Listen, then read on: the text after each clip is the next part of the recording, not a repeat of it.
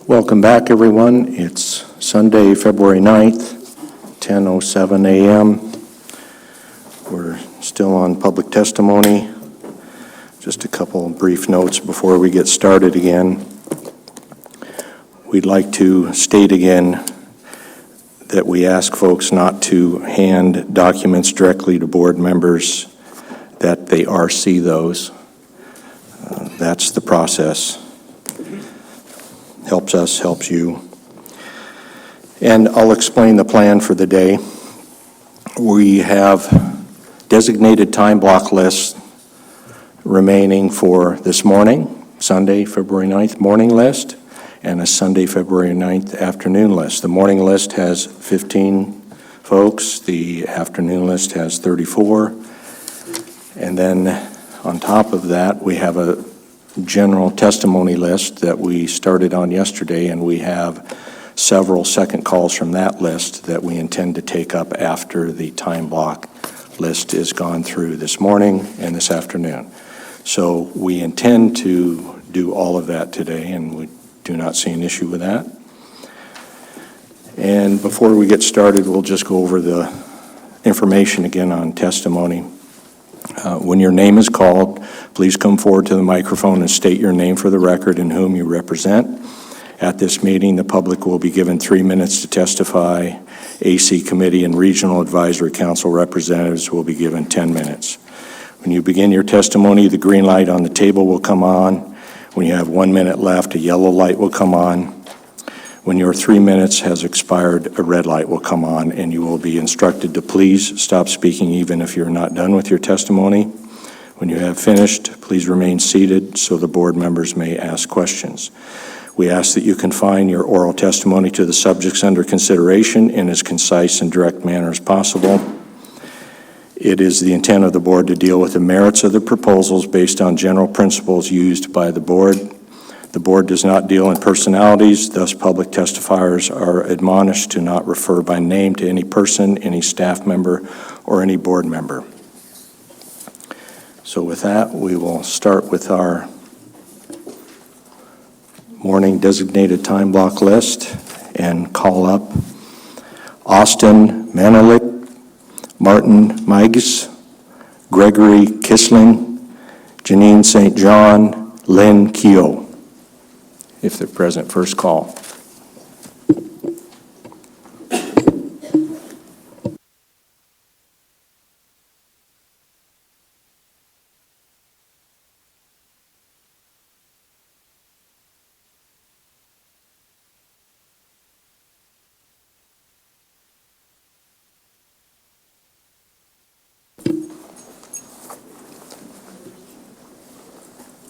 We'll first call on Austin Manelik. Thank you. My name is Austin Manelik. I'm an advisory committee member on the Matanuska-Susitna, and I'm speaking on behalf of myself and support of the personal use dip net opportunities for Alaska residents and residents of the Matanuska-Susitna Borough. I'm familiar with the Lower Susitna proposed dip net areas and have participated in 2 other personal use dip net fisheries. The reason I personally want this fishery to exist is for the opportunity for my family to put our annual fish in the freezer without having to drive to the Copper River and or Kenai Peninsula and compete in those fisheries. The drive down there with the newborn baby is a challenge in itself, let alone the fishing part and the dangerous endeavor on the Copper. It would be great to drive 25 minutes, launch my boat, drive an hour or so down the river, and have an opportunity to catch fish for my family. I also support the targeting of northern pike in attempts to bring back salmon back in greater numbers for the opportunity to subsist and sport fish for king salmon. A conservative approach to the Upper Cook Inlet Personal Salmon Fishery Management Plan. I support proposals 234, 235, 236, 237, and 238, each of which, if adopted, would create a slightly different personal use dip net fishing opportunity in the Lower Susitna River. The Commission's support of these proposals is based on the idea of providing reasonable personal use dip net fishing opportunities for Alaska residents in the Mat-Su Valley. I encourage board members in adopting one of these proposals or lumping them together from multiple proposals to create a reasonable personal use salmon harvest opportunity for residents who live in or near the Matanuska-Susitna Borough. I also oppose Proposal 163. I believe in safe access for Alaskans. Thank you. Thank you. Martin Meigs. Good morning, gentlemen. Martin Meigs, representing the Alaska Sport Fishing Association. I wanted to speak today specifically about Proposal 200 and the commercial fishery that exists apparently in the northern Cook Inlet area. The commercial fishery was established in 1985 based on an abundance of king salmon above which the sport fishery could harvest at that time. The Board of Fisheries in 1985 recognized this abundance of king salmon was likely a short-term situation. And even if the stock stayed at the same level, the sport fishery would likely grow to where it could harvest the available surplus of king salmon. In 1985, the population of Alaska was 544,000. Today, it's about 744,000, or about 25% higher than it was when the board then recommended that this fishery be shut down.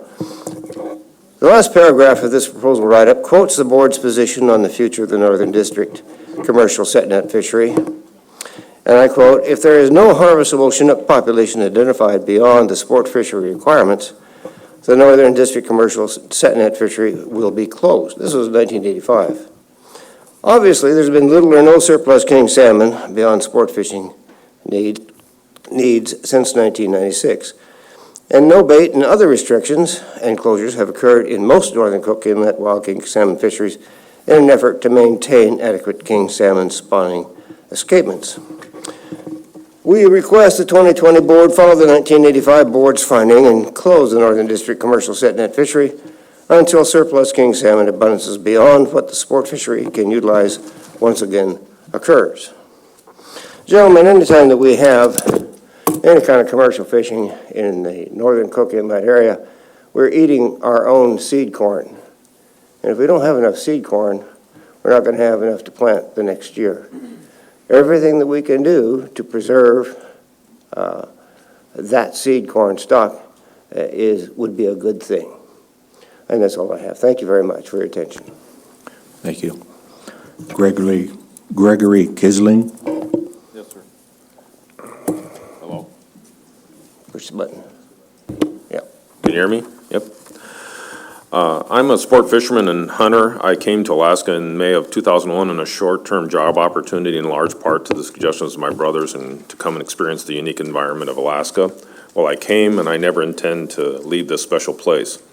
I was immediately introduced to the Kenai River that summer of 2001 and began learning the upper, middle, and lower divisions of the river. While I've also been fortunate enough to fish and hunt many other places in Alaska, I slowly came to realize that the Kenai is the heart of personal use fishing, Alaska's largest, most accessible community, and the best known outside of the state of Alaska. The Kenai is to Alaska like the Central Park is to New York. The first years were spent enjoying and learning how to fish the Kenai for reds, silvers, and especially kings. I've experienced the years where you would be in the crossover or above Beaver Hole at 6 a.m. with 200 other boats and 4 or 5 across. I've even been fortunate enough to have helped a special needs child realize his dream of catching a king through the Make-A-Wish Foundation. So many great experiences that when given the opportunity to purchase some Kenai fishing property, I did. I've spent hundreds of thousands of dollars to provide access for my family and friends, and thousands more every year on guided fishing, taxes, and gear. But soon I came to realize that the property probably wasn't a good investment. Most years the fishing was just a little worse than the last. Every year the kings were a little smaller and the numbers dwindling as well. While it was initially easy to get your subsistence limit of reds in 1 or 2 sessions, now it might take 3 or 5 sessions. Over the years, I've seen Kenai king guiding services first decline from the 300 plus or so in the early 2000s to 250 or less, and change from guiding for kings to the guiding for clients to red flipping. Now I'm wondering if that will also end. Many of my neighbors at RiverQuest have sold their property, usually at a significant financial loss. The contractor that I'm working with on building a cabin has asked me, why am I building? Without the kings being strong, you'll never get your money out of it. So here we are. I believe that everyone personal and commercial, deserves to have fishing access. However, I also know that the Kenai and the Cook Inlet fisheries are the most accessible sites for 80 to 90% of Alaska's sport and subsistence fishing families. Therefore, I urge you to support Propositions 234 and 127 in support of personal use fisheries. I also support Propositions 104 and 121 to help the Alaska Department of Fish and Game conserve and manage our precious resources. I support Proposition 104 to better manage the Kenai River Lake Run King Salmon Management Plan. I support expanding personal use fisheries to the Mat-Su like Proposals 127 and 234 are asking for. In general, I support anything that helps maintain a healthy personal use fishery throughout Cook Inlet and Alaska, and therefore support Proposals 78, 88, 104, 121, 129, 154, and 195.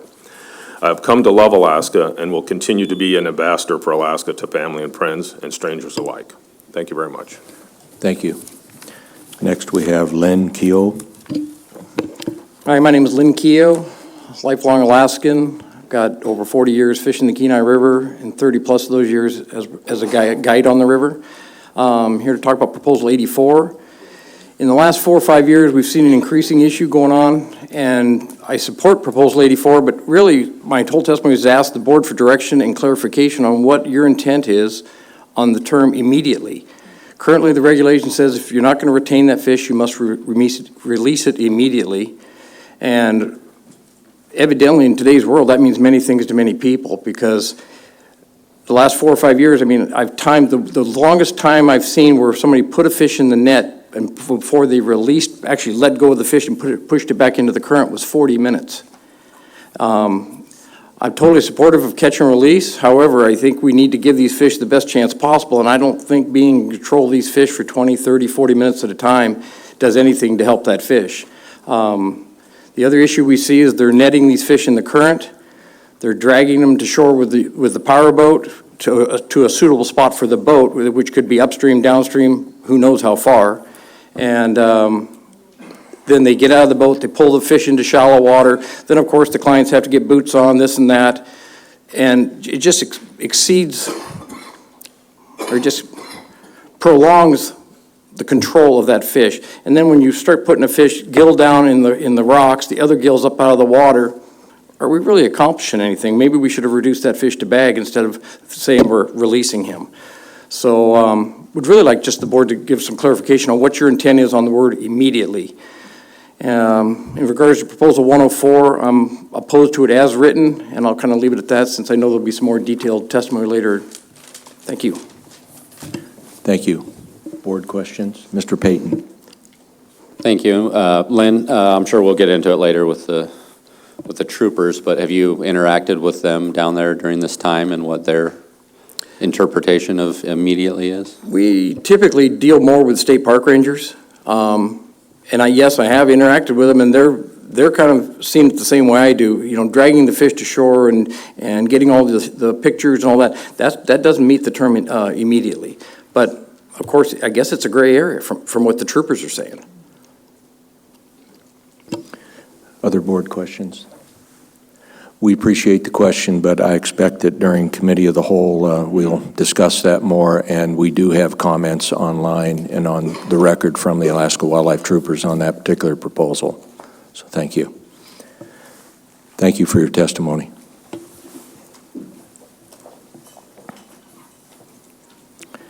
Next, we have Stephen Hinman, Chris Jimenez, Brent Johnson, Rod Arno, and Broke Whip.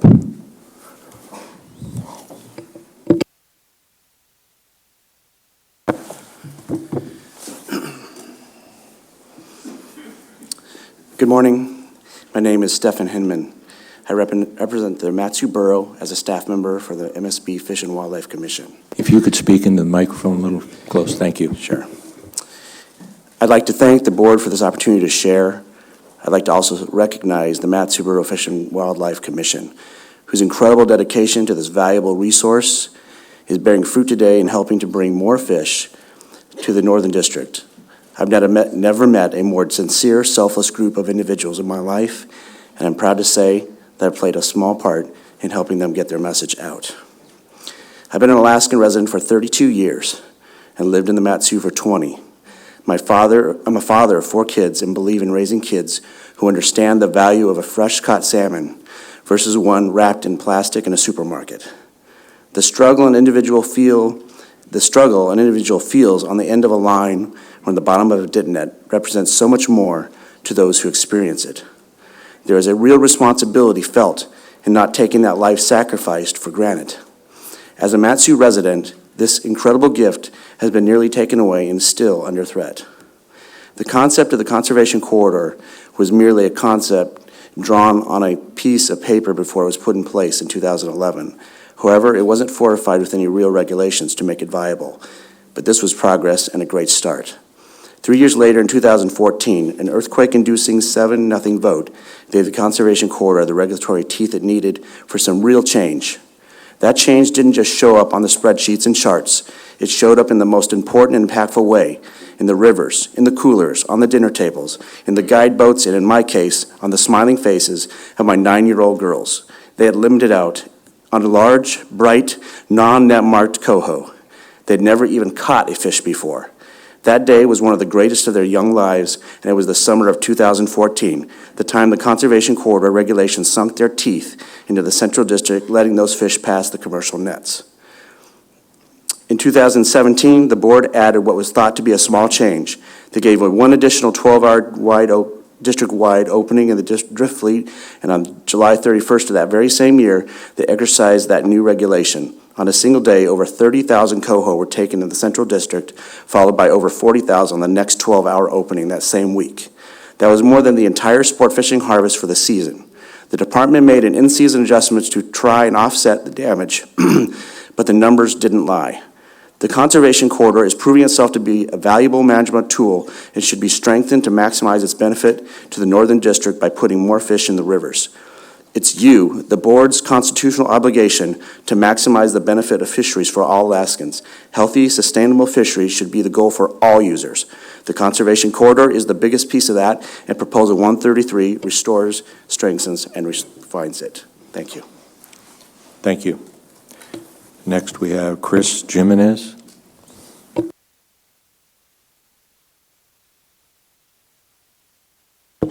Good morning. My name is Christopher Jimenez. I'm the Operations Manager for Fire Island Wind, City Energy. We appreciate the opportunity to comment and request modifications to waypoints submitted under Proposal 198 under closed waters, specifically addressing the third point. North Point on Fire Island is referenced in the regulations, but no coordinates currently are provided in either. So we are recommending that the North Point on Fire Island Wind be submitted to the supported paper that was provided previously in comment and in illustration. This new location will allow us to continue operations without interruption to shore fishery lease set gill nets. Thank you for your time. Thank you. Next, we have Brent Johnson. Thank you, Chairman Murski, board members. I'm Brent Johnson of Clam Gulch. I've been the president of Cook Inlet Aquaculture Association for the last 15 years, and I've been involved in several other salmon-related groups. I want to bring you back to about the time of the Civil War. Just 2 years later, in 1867, Alaska was purchased, and it was just 3 years later, in 1871, 4 years later, in 1871, that Captain Joshua Slocum in the 110-foot sailing vessel Washington came to Kasilof, and he came there to catch and salt salmon. A few years later, Captain Slocum further distinguished himself by becoming the first person to sail solo around the world. In 1878, Captain James Wilson started Alaska Commercial Company Saltry at Kenai. In 1879, Captain Bowden started a saltry at the Kasilof River for the Western Fur and Trading Company. In 1882, Alaska Packing Company built the first cannery in Cook Inlet on Kasilof River. That was about the fourth cannery in Alaska at that time. Just 6 years later, in 1888, Northern Packing Company built a cannery at Kenai. The governor of Alaska at that time visited that cannery in 1888, and he noticed king salmon weighing between 50 and 90 pounds. He remarked on those salmon in particular because where he was at in Sitka all the way to Point Barrow, these were the only salmon that averaged 50 to 90 pounds. As time went forward, canneries scattered south in Seldovia, Port Graham, throughout Cook Inlet. In Anchorage got one in 1922. Traps and set nets also scattered around, but they were concentrated between the Nilchik and the Kiski. As time went further on, the drift fishers started fishing in 1947. There were about 600 of them by 1951. Through more time, while we had drifters and fish traps, we had 100 years go by of pristine fishing, and never once was 3 million sockeye harvested. Not until 1983 did a harvest of 3 million sockeye occur. In 2016, 3 million sockeye were harvested again for the 28th time. The Department of Fish and Game knows what they're doing when they manage fisheries, as we can see by those success rate. In 2012, though, kings weren't doing so good. In my particular site, we caught very few kings and had very little fishing time. And so what I told the crew after that is release kings. When you catch a king that's alive, release it. We need these doggone things to survive if we're going to survive. In 2014, the Board of Fish, they fell in love, or they endorsed, I think is a better word, a 29 mesh deep net. I went right home and instructed my crew and my wife to cut all of our nets down. We had brand new ones that were never hung yet. We cut them all down. 210 foot with the scissors. Put selvage on, rehung them at 29 mesh deep. Because I didn't think it would work, I knew it would save some kings. Thank you, Mr. Johnson. Oh, my time is up. That's what the red light was. I missed it. Okay. Next, we have Rod Arno.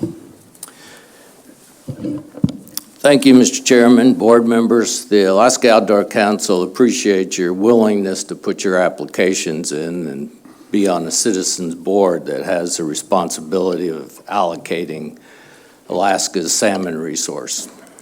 First of all, I am the director of the Alaska Outdoor Council. We've got 10,000 members statewide. Our members up in Fairbanks were pretty excited when the Parks Highway was opened up in the early 70s that they could drive down and fish for kings on the east side and not have to go have a boat and go up the Gulkana to get their first fresh king of the spring. So our membership in Fairbanks were extremely important. That the fishery, the king fishery in the northern Cook Inlet was really important to them. And also, as is pointed out in RC 33 that board member Payton got before the board, you can see the increase in the population of the Matsu Valley. So now there's 100,000 residents there that also know the importance of the advantage of being able to harvest their salmon in river. And so basically what the Outdoor Council is looking at is to amend the purpose of the Central District Drift Gillnet Fishery Management Plan to provide for in-river users. This is a long battle. It didn't just happen. It's been going on since board members and AOC members Dale Bondurant and Sam McDowell was working on the Kenai after the hatchery increased the fishery of the sockeyes, and we had a really strong stock management going on there to try to get that back to where in the Cook Inlet area, instead of that we were managing for conservation of all salmon runs in the Cook Inlet area. So two things would occur by getting in-river users the opportunity to harvest in the Northern District. It would help satisfy the state's constitutional obligation to common use of that resource.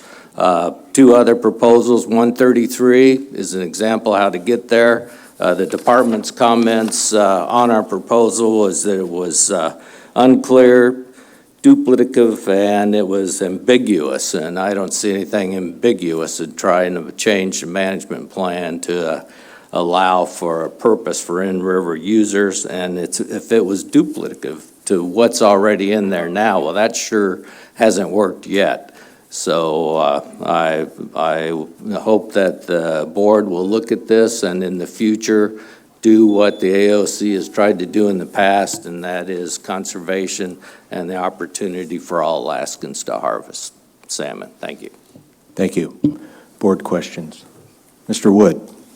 Addressed to Chris, your proposal to move the boundary, have you met with the drift netters, not drift netters, the set netters that would be impacted by that? And if so, what came out of that conversation? We have not met in person, but we have notified them through our normal communication channels.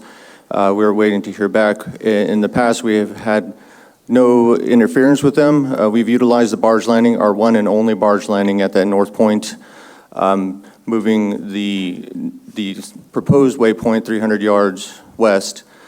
We believe that it would not impact their fishing operations in any way. I met this morning with several of them. This did not come up during the conversation, but would you take the opportunity to sit down and talk with them here while you've got it? Yes, I would. Thank you. Thank you, Mr. Wood.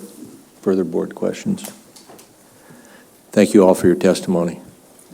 We're going to take a 15-minute break and come back. Thank you. Good job, Brad. I love the district.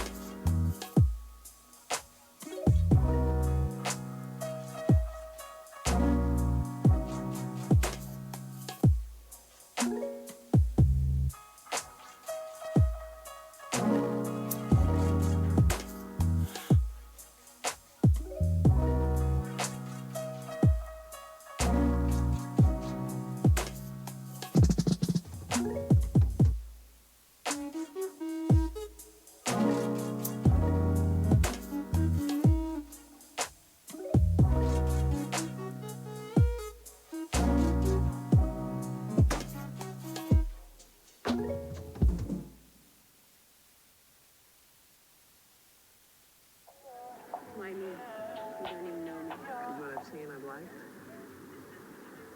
And I got a good feeling about this.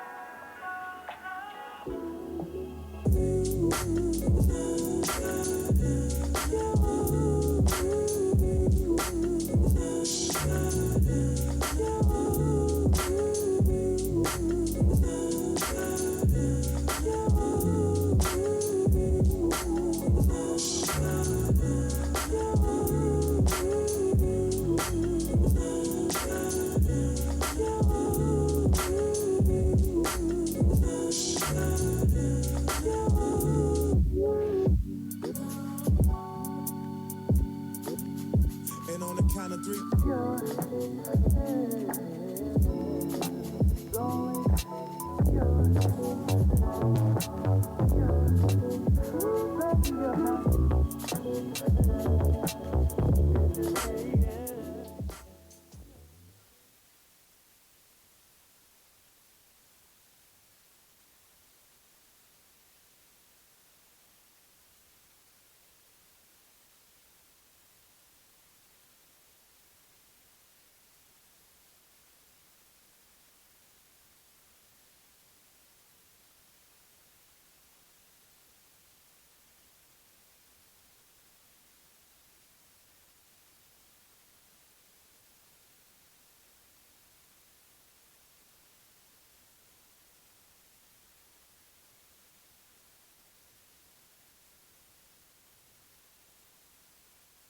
Welcome back, everyone. It's 10:51 a.m. We have 7 of 7 board members present. We're continuing on our designated time block list for Sunday morning. We'll call up 3 and then 2. First, we'll start with Tom Rollman, Paige Herring, Andrew Cesney.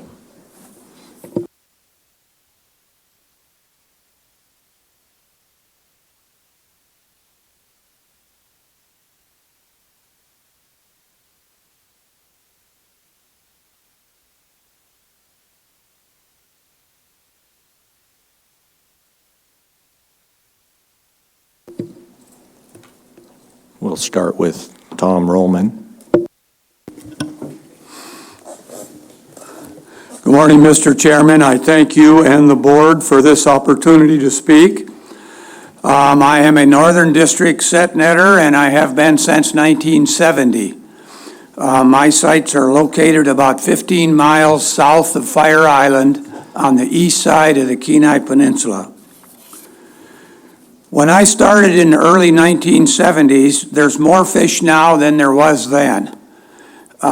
We were coming off of federal management before statehood, and it seemed like the runs were depleted. The runs were down, and it took till 1976 before I was able to make any kind of a profit. I think the reasons we have more fish now is outstanding, excellent management by the department. Conservative management and erring on the side of the fish. That's what I always tell my boys. If there's a doubt, err on the side of the fish. As long as we keep the water clean, protect the habitat, we're going to continue to have fish. And at the present time, it seems like we are all getting some fish. The fly fisherman doesn't limit out every time. The personal use person might have to go back twice. And my nets aren't always full, but I always get some fish, and so does everybody. And I think that's pretty amazing when you consider Alaska's largest city is right here, and these fish come right to our doorstep. It's amazing. I can't stress the importance of the Northern District fishery to the set netters that take part in it. They're small family operations. Many of them have learned to do more with less to get into direct marketing. My son Trevor has started a small company. He markets to farmers markets in Palmer.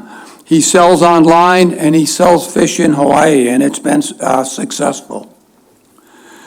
I'd also like to emphasize that the Northern District set netters do not catch Kenai kings. They don't get up there. We don't catch Kenai kings. We haven't fished kings for the last 2 years.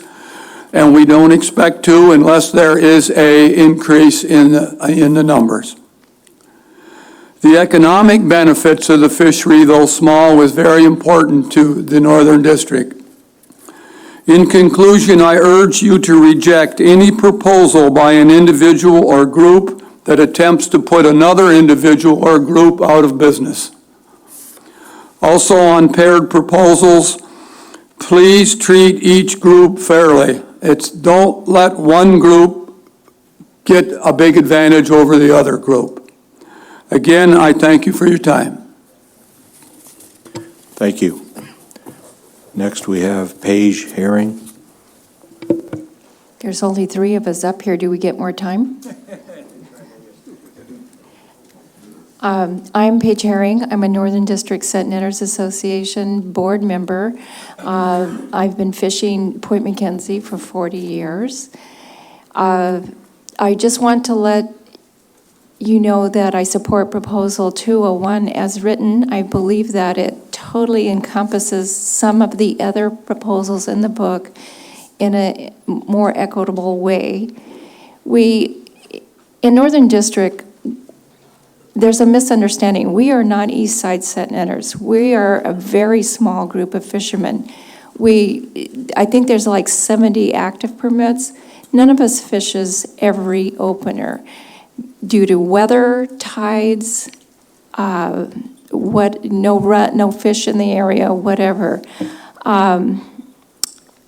We are catching fish. I'd like to echo Mr. Rollman's comments. We are catching fish. We are making a living at this. In the past, we have come here. I've been in Board of Fish since 1986, coming to meetings. Every meeting, there are restrictions being proposed by various people against us. Every meeting, I come and talk about the restrictions that we are undergoing. We currently fish Mondays and Thursdays open only. We do not get emergency openers, only emergency closures. We are then restricted to 1 net during the prime sockeye season and also to protect northern bound coho from July 20th to August 6th or so. At that time, we're really happy to have that net in the water because for 30 years, we have sat on the beach for 6 openers at a stretch. No extra openers. I will say, though, in 1989, during the Exxon Valdez spill, when the drift fleet was closed, they gave us a 36-hour opener, realized that that might have been a mistake, and closed us on our next regularly scheduled opener. So, in conclusion, I just want to stress how important I think Proposal 201 is to our district. It does address a paired restriction. I want you to carefully look at the fact that closures, restrictions, everything's been tried and nothing has worked. That's the very definition of insanity. Thank you. Next, we have Andrew Cesny. Thank you, Mr. Chairman and board members. My name's Andrew Cesny. I live at mile 19 on the Kenai River. I fish in the wildlife refuge in the upper Kenai River. I've been doing that for 34 years. I'm here to support Proposal 88, which raises the in-river goals for the late-run sockeye. In 2018 was the first time in 24 years that I didn't catch a sockeye off my bank. And it's not like I catch a whole bunch of them. I do a couple cases of jarred salmon. And at the same time, the department said there was 800,000 fish in the river. Well, my property is right across the river from the counter. And when a fish hits that wheel, you can hear it hit the metal container there for about a half a mile down the river. And I've been down there a few times in 2018. I never heard anything go by there and heard that 40,000 or so fish came in the river at that time. Now, I'm not going to say they're not counting them right, but I'll tell you, in the upper river, where most of the sockeye spawn, there were about a quarter of them out there than normal. And the reason why I chose 2018, it's a pink year. And every year, on an even year, for some reason, numbers get inflated. And it's not that, I'm not blaming the department for it, it's just a fact. And so I want you to know that that's why I'm proposing this. And if we had a bigger in-river goal, maybe we can offset some of the different counting methods. Thank you very much. Thank you. Board questions? Mr. Wood. Addressed to either Tom or Paige. When we met this morning, you were trying to educate me on 201, and since that time I've had a chance to look at it. And correct me if I'm mistaken, but basically the only thing 201 does is if indeed restrictions are loosened or eliminated that initially triggered such a restriction, that you likewise would be allowed to open either at 6 or 12 hours, depending on the nature of it. Is that an accurate description of 201? Yes, that's an accurate description. It cleans up, it gives the department more flexibility than some of the other proposals that are similar to that. Thank you very much. Mr. Payton. Thank you. I'll address this one to Paige. I don't know if you've had a chance to look at RC 15, but by the numbers, it's indicating since about 2014, the Northern District set net harvest for sockeye has went up to some extent. Are you seeing that? Are you ground truthing that? What have you guys been seeing since about 14 for the recent few years compared to the last 30 years prior to that? Let's go back to about the regime of sockeye production in the Susitna now to about, 2005, 2000, something like that. What's important to note is that the stock of concern came about, and we started actually fishing in that. And because we're fishing one net, you will see more sockeye catch.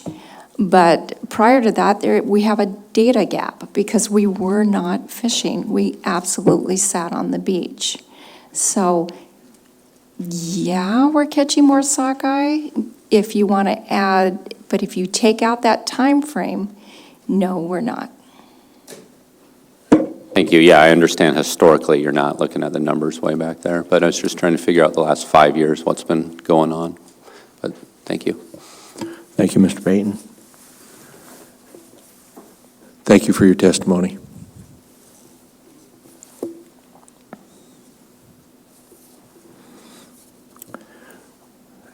And the last two for the morning designated time block list are Spencer Robinson and Aaron Willahan. First call.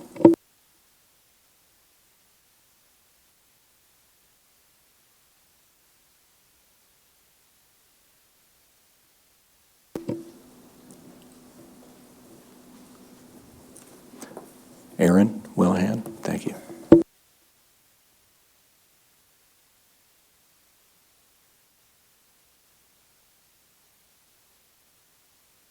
can push the button until your light comes. There you go.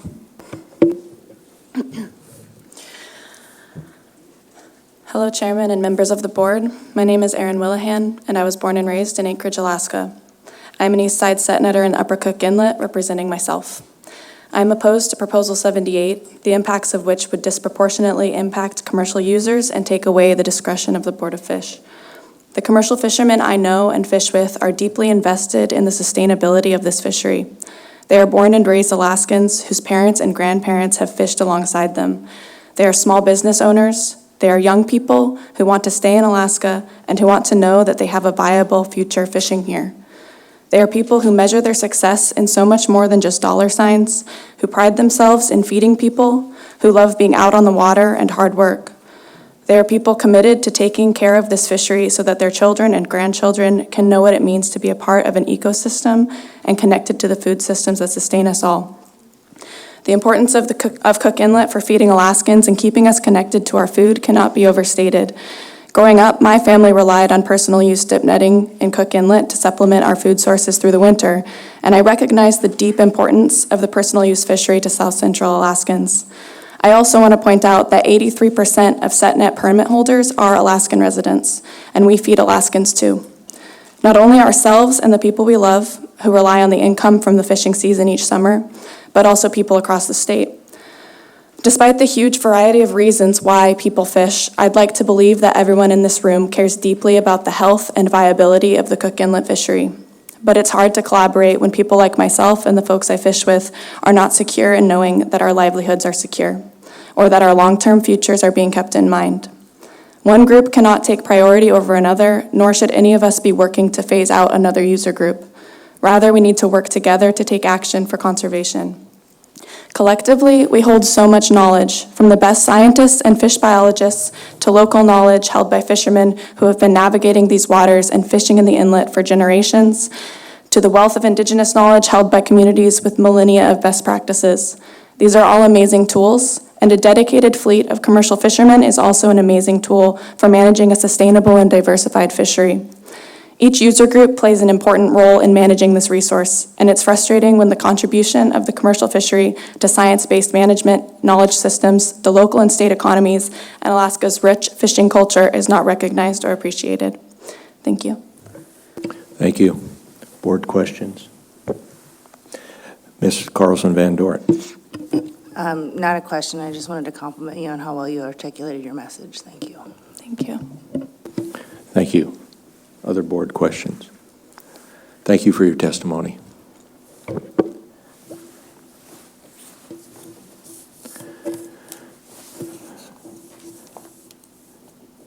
We will take a lunch break and see everyone back at 1 o'clock. 1 o'clock. Thank you.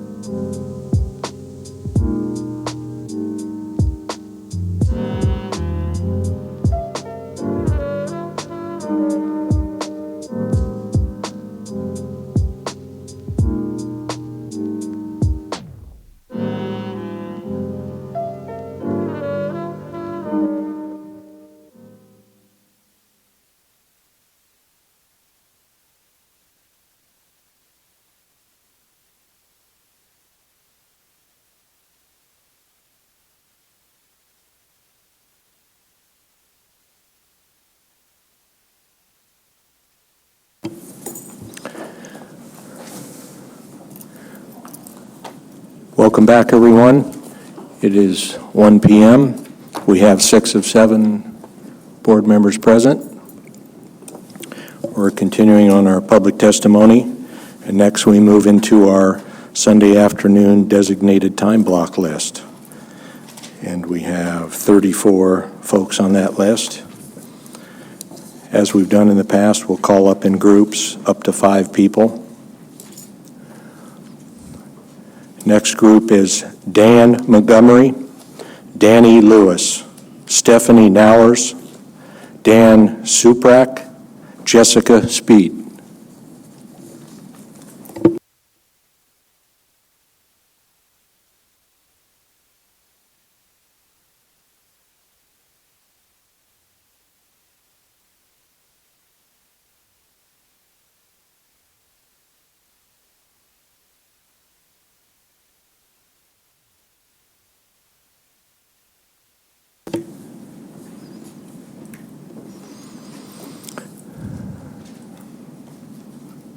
Is Dan Montgomery at the table? No. Danny Lewis? Dan Suprat? Okay.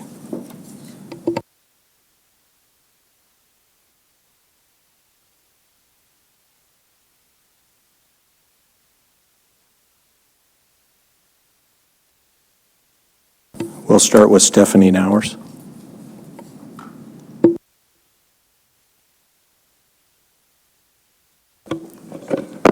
Good afternoon. My name is Stephanie Nowers. Today, I speak to you in 2 capacities. First, as an elected member of the Mat-Su Borough Assembly, representing the greater Palmer area, which includes over 15,000 residents, many of whom, like me, enjoy fishing and hunting and are concerned about the loss of fishing opportunities near our homes and the economic impact of Mat-Su's declining runs. Secondly, I speak to you personally as a longtime resident, as a parent, and an avid fisherman. You have a difficult job with competing interests, but the reality is fish are not getting to the Mat-Su, and it's been going on for too long. Far more knowledgeable people than I have provided you information on the numbers and the issues driving the declining runs, so I won't go over that. But what I want to do is just share with you a story about what's at risk when you have poor runs from year after year. I've lived in Alaska for 27 years. 25 in the Mat-Su, and it's fair to say the only thing I knew about salmon coming here was the overcooked store-bought salmon my mom, sorry Mom, cooked and drowned in tartar sauce. When I moved here in '93, one of my first experiences was fishing at the Little Susitna River. It's about a 40-minute drive from Wasilla. It's a little muddy stream, about 3 car widths wide in some places. Good runs of kings and coho and some other stocks in there. Had no idea what I was doing. Somehow managed to get a coho, get it to shore, put it in a net, and it was magical. I was thrilled, and I had no idea what to do next with this thing. Suddenly, that was in my net. So since then, I've learned what to do next, and I've tried to share that magic with my 2 daughters, and I think you can share with me. There's nothing like watching your kid catch a fish for the first time and the thrill when and if they get it to shore. Both my daughters now have that sense of connection to their environment that comes from catching and eating your own food. And I want to see that continue. And over the years, it has become harder and harder to get them out the door, not because they don't enjoy fishing, because the fish haven't been there. I think it's legitimate. They question, why should we go when we're just going to look at empty water? And that's frustrating to see. I could go on. We used to go fishing on the Little Sioux when there was a limit of 3 coho. I've watched that dwindle to 2, sometimes less. The Deshka River, another spot in the Mat-Su, was a favorite spot to go for kings. It used to be 2, it's dropped to 1, and sometimes none. There's kind of a breaking point in here. When fish are commercially caught, you can put a dollar figure on that. When sport fishermen fish, you have a dollar figure on how much they bring to the community, but what's not calculated is the value of those lost traditions, those family experiences you have with your kids, teaching them a skill they'll pass on to their kids. The value they feel in processing those fish and filling the freezers, and the stories you get to share over the winters about catching those fish, and sometimes the ones that got away that were, usually the parents' fault for some reason. After years and years of lower returns, with 8 of the 16 stocks of concern in Matsu, it's not enough to say that the status quo is okay. Are you close to finishing? Yeah, I just one sentence. I urge you to pass the proposals put forward by the Matsu Borough Fish and Wildlife Commission to ensure good returns to the valley, particularly Proposal 133 to extend the conservation corridor and also to support the partial use dip net fisheries. Thank you. Thank you. Next, we have Dan Suprak. Hi, my name's Dan Suprak. This is you have in front of you RC 64. I own and operate Alaska Chinook charters out of Wasilla, and I can normally start guiding fishing trips around May 18th, but due to the low runs of king salmon in the Matsu rivers, I now have to wait till about July 14th to sell trips. This put a big strain on my income. I roughly lose 2 months of income. I would like to see the board vote on proposals that would allow more fish the chance to return to their natal streams to spawn here in the Matsu Valley. While we are restricted to fishing in the Matsu Valley, people are allowed to continue to fish in the salt water for king salmon. In some places in the salt water, the limit is 2 fish per person per day, no annual limit. No matter if it's king, sockeye, coho, chum, or pink, if we don't let them return to the natal rivers, we will only keep watching the salmon stocks dwindle. I have been told that only 4.5% of the kings caught in the Kodiak area are bound for the Upper Cook Inlet. I've also asked biologists why we can't do catch and release. I get the answer that every fish counts. We need to let them go and get up there to spawn. Yet we continue to allow the kings in the salt water. In some areas, again, no annual limit. If the fish are not making it back to the streams, we notice that just managing the freshwater streams, it isn't working. We need to start thinking about managing these fisheries elsewhere, maybe in the salt.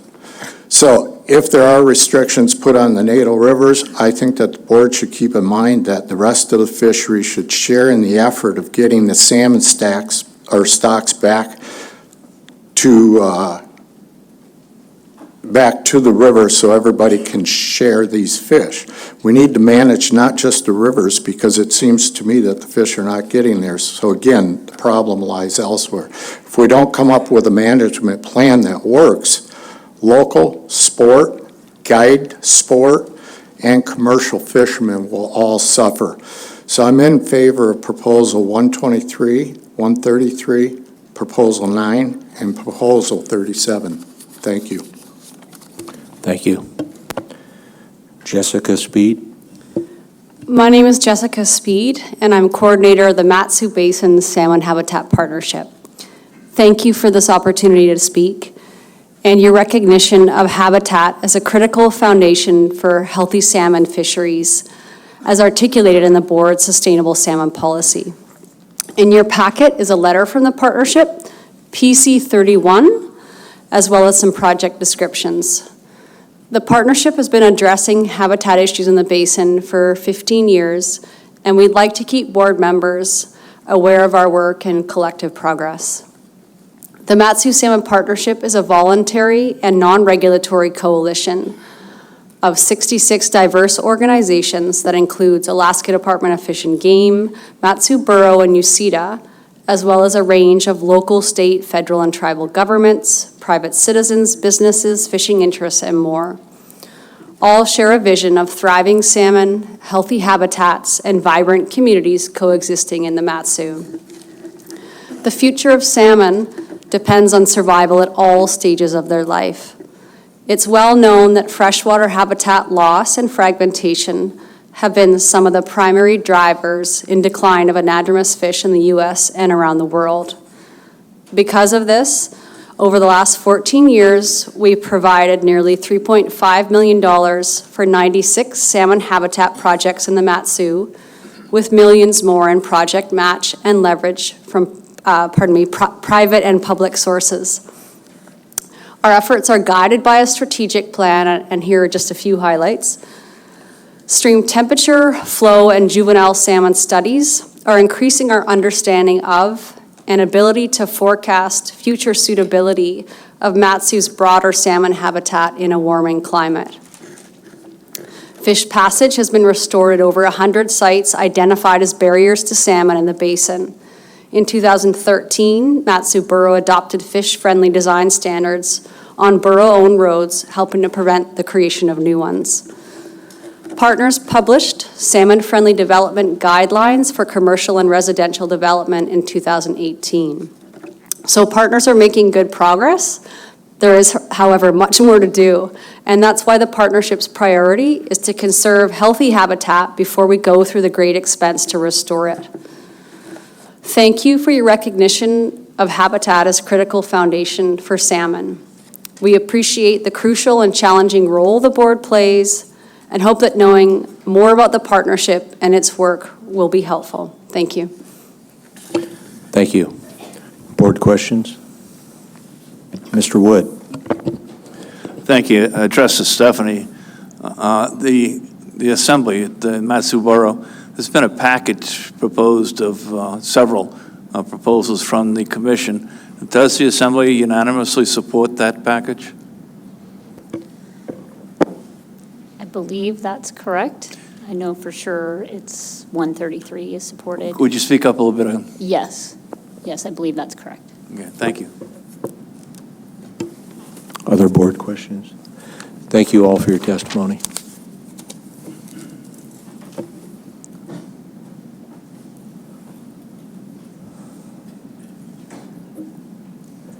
Next, we have Norm Darch, Brian Gabriel, and Paul Ostrander.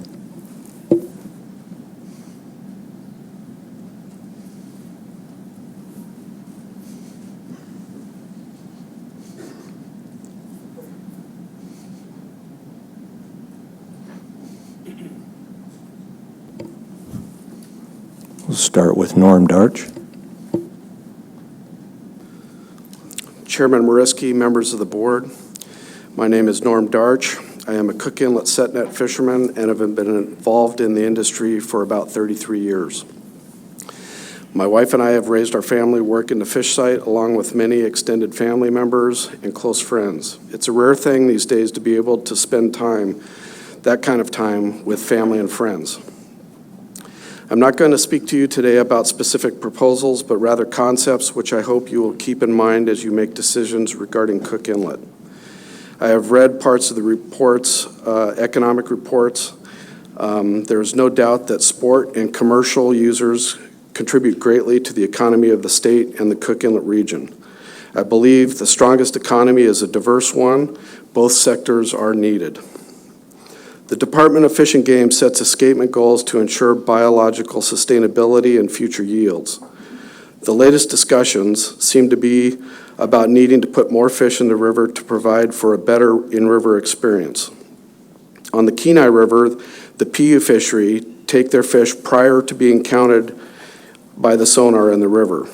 What happens when you put more fish in the river due to an increase in the in-river goal, which is fish past the counter? A better in-river experience? Maybe. However, from years 2011 through 18, sport fishing above the counter was only able to harvest about 1 out of 5 fish.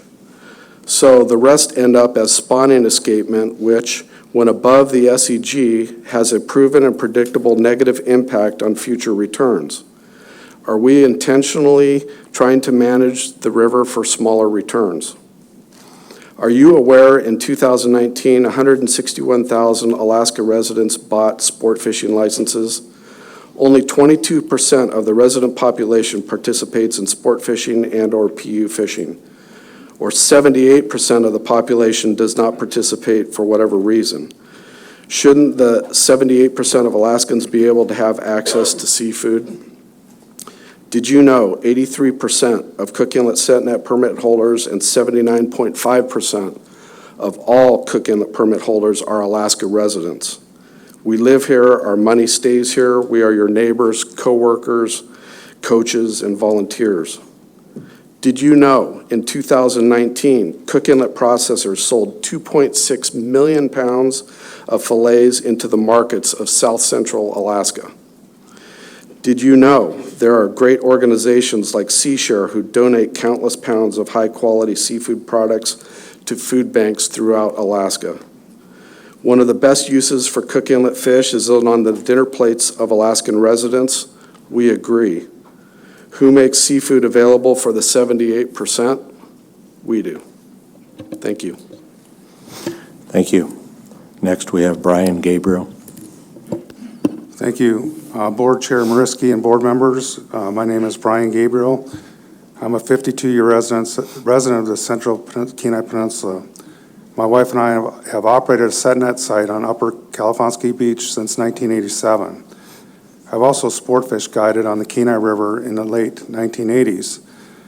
I'm currently the mayor of the city of Kenai, and I'm here this afternoon representing the city. Now, for those of you not aware, the city of Kenai is ground zero for the largest dip net fishery in the state of Alaska. We also are home to a large portion of the commercial Cook Inlet drift fleet. We administer several shore fishery leases on our city property because we do own the submerged tidelands of the entire mouth of the Kenai River. We have submitted RC 62, which is our annual DipNet report for 2019. This report contains information such as revenues, expenditures, capital improvements, total transactions, demographics of transactions, year-over management changes, 2019 operational overview, and 2020 projected expenditures. We thought that'd be relevant information for you to know what the city does and how we handle and manage that dip net fishery. We have also submitted RC 61, which is a resolution passed unanimously by our council at the February 5th, 2020 meeting. Following is the title and several whereas clauses that encompass the position of the City Council in regards to fishery management in Upper Cook Inlet. Title of this resolution, a resolution of the Council of the City of Kenai, Alaska, supporting sound fisheries management practices and diversified harvest opportunities in the Cook Inlet. The City of Kenai has benefited from healthy, well-managed salmon runs as a central part of its economic and quality of life for its citizens and visitors for over 100 years. All user groups in the City of Kenai, sport, personal use, subsistence, and commercial, benefit from healthy, sustainable salmon runs to the Kenai River. Sport fishing is a significant part of the city's local economy and contributes to a high quality of life for many residents and visitors. Personal use salmon fisheries are important to many city residents and other Alaska residents for the harvest of salmon for their families. Subsistence salmon fishing is of critical importance to our rural residents and native groups in our area, not only for the harvest of salmon, but for the cultural significance of the fishery. The Cook Inlet commercial salmon industry is a key component to the city's local economy because it provides year-round jobs, is a reliable tax base on both real and personal property, and puts salmon in the plates of Alaskans that can't or choose not to fish for themselves. Considering the content of this resolution, the City Council would urge the Board of Fish to reject Proposal 78. Proposal 78 drastically changes the allocation criteria, which over time would essentially eliminate the commercial fishery in Cook Inlet. By allocating away from one user group, assigning that allocation to another user group, and then applying economic and participation factors as a basis for future allocation would create a continued cycle of diminished viability for our commercial satnet and drift fleets. Thank you. Thank you. And Paul Ostrander. Good afternoon, Chair Mariski and Board of Fish members. I'm Paul Ostrander. I'm the Kenai City Manager. I'd like to speak to you about two proposals that are of specific interest to the City of Kenai. Those are Proposal 85 and 145, and also bring to the attention to the board the resolution that Mayor Gabriel just spoke about that was passed at last Wednesday's meeting, February 5th. First, Proposal 85, it proposes to restrict fishing derbies. This proposal would directly impact the City of Kenai because we are currently preparing for our third annual Kenai Silver Salmon Derby. As I understand it, it's unlikely that this board has the authority to restrict fishing derbies beyond time, area, methods and means, and bag and possession limits. However, I wanted to state very clearly that the City of Kenai is opposed to that proposal. The second proposal I'd like to comment on is proposal number 145. This proposal would extend the personal use fishery on the Kenai River from its current end date of July 31st to August 15th. The City of Kenai strongly opposes extending the fishery from its current length of 21 days to what would be 36 days under this proposal. The City of Kenai currently spends approximately $400,000 a year supporting this fishery. And due to lower participation over the last several years, we've actually lost money. The fees the city charges have not been enough to offset the expenses. The city lost almost $70,000 in 2018 alone supporting the fishery. Participation numbers would likely be even lower if you extended the fishery to August 15th. However, the expenses that the city would incur would increase proportionally. With slight variations every day that fishery is open costs the city the same amount. Extending the season, as this proposal suggests, would likely guarantee that the city would lose money supporting the fishery. A fishery that, frankly, we're already concerned is not sustainable under the current fee structure. Lastly, I'd like to speak to Resolution 2020-07, submitted to the board as an RC supporting sound fisheries management practices and diversified harvest opportunities in the Cook Inlet.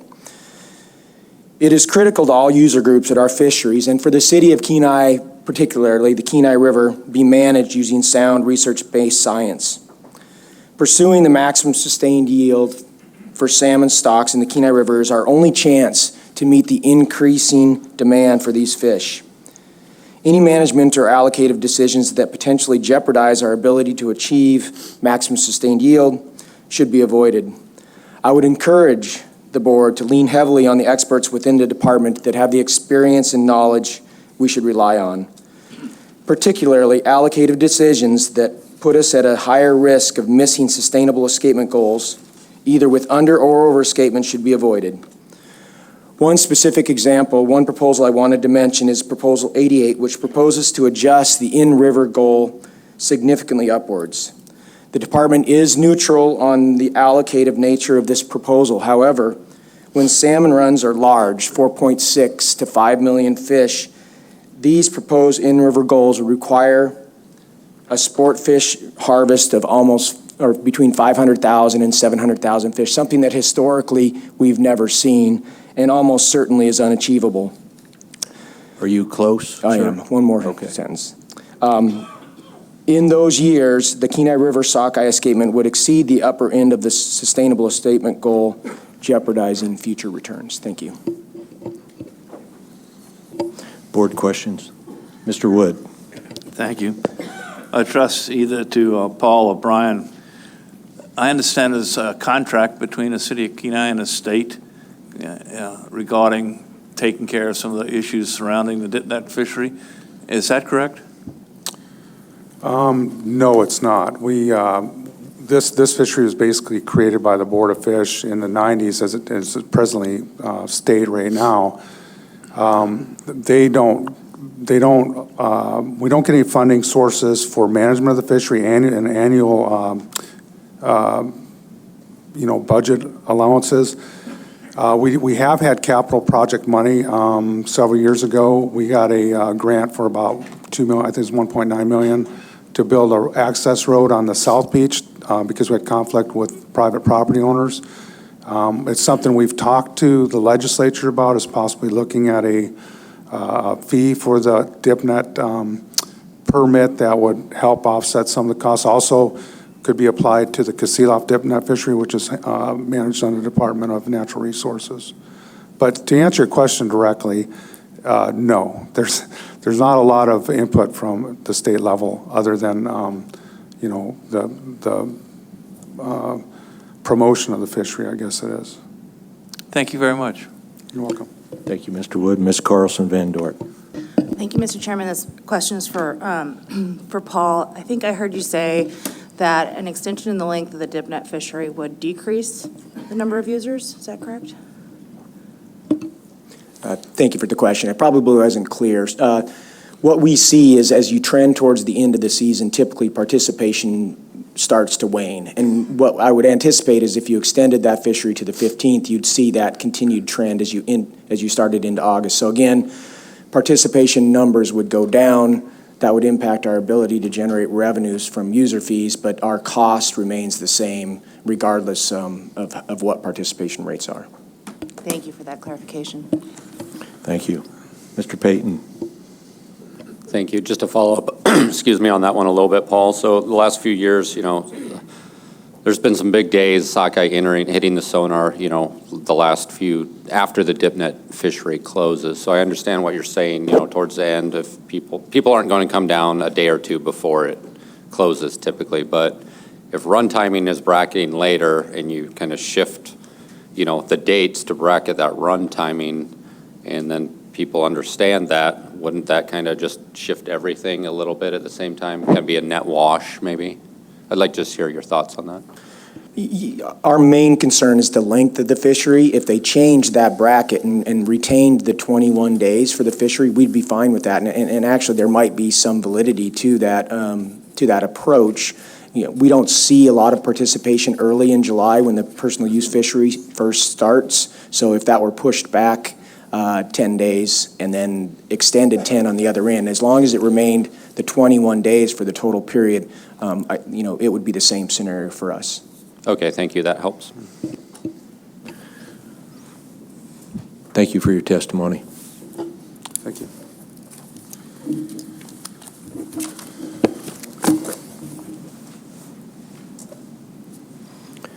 Next, we have Hannah Heimbuck, Taylor Evanson, Georgie Heverly.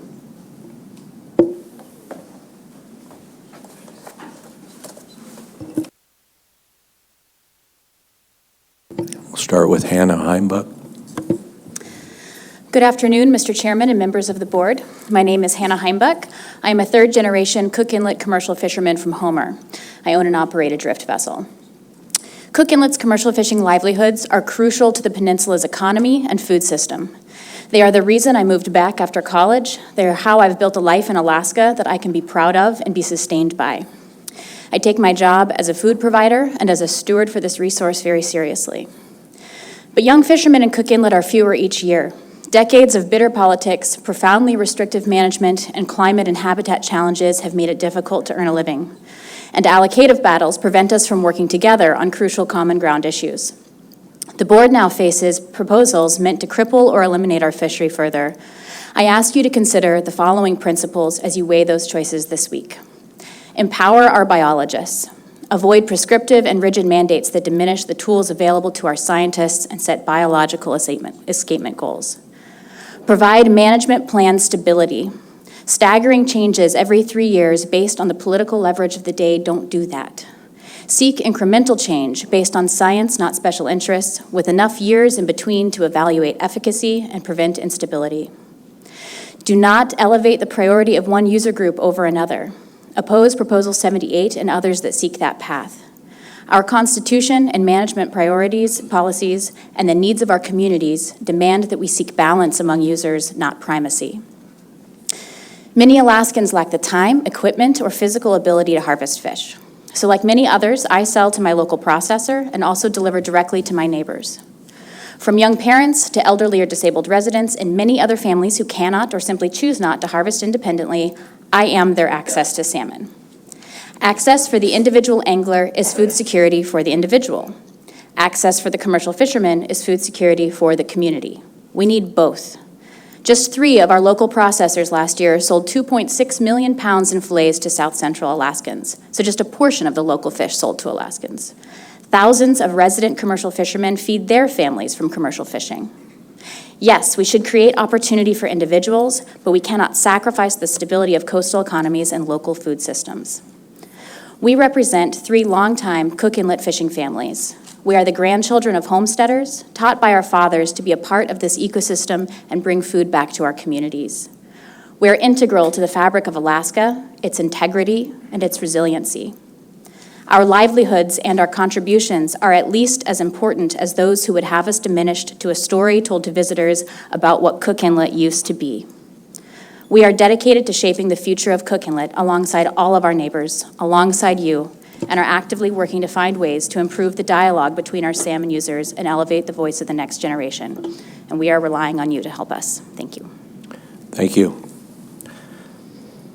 Next, we have Taylor Evanson.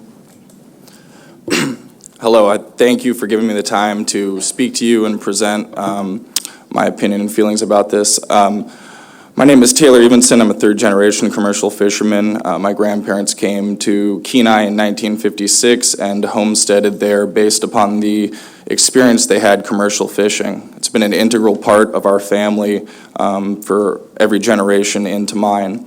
That's over 70 years. I'm 30 years old. I've fished there for 28 of those 30 years. My family's been a pillar of the community there. They've helped build Kenai in a lot of ways. You've heard mayors and city managers talk. I'm sure they all know my grandfather and my grandmother, Jim and Nidra Evanson. And I think about that kind of legacy and how it's being lost. It's being lost because I have to leave Cook Inlet. I have to go and fish in Bristol Bay because there is an opportunity there. You know, I did very well, many times catching much more than the fleet average, and yet there's no money to be made in Cook Inlet, and I can't, in good conscience, suggest that anyone young go into that fishery and expect to make a living. And I know that that's happening because there's a lot of different influences, right? And I look around this room, and I'm happy for what I've seen in terms of the dialogue changing to some degree over the years that I've testified here. But I think about the special interests that come here to talk to you guys and influence even the politicians that elect you to this board. And I think about the amount of money and resources that could be allocated differently, the way the conversation could be changed. Because I think that being someone who comes from Kenai and spent all that time there, I know people from every different user group, and I appreciate them all. And I think there's an incredible opportunity to bring those people together. And when I think about highly allocative proposals like Proposal 78, I just think that's divisive to the dialogue, and I would hope that you guys would take leadership in changing the dialogue and bringing us together and finding solutions that solve everyone's problems. I think that when we look at the history of salmon from Europe to the East Coast of America to the West Coast, we've lost it a lot of places. And there's an idea of an exceptionalism here in Alaska about our fisheries.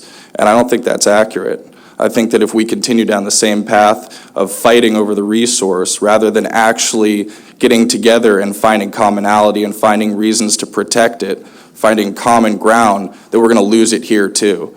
And I see people in this room that I know that don't want that to happen. And I think about what the best route to accomplish this is. And I think some of the major things, like I said, are to bring people together, to find different voices, ones that don't have special interests. I know that there are people in every different organization or represent every different user group that have a desire to get together and communicate and solve these problems in a meaningful way.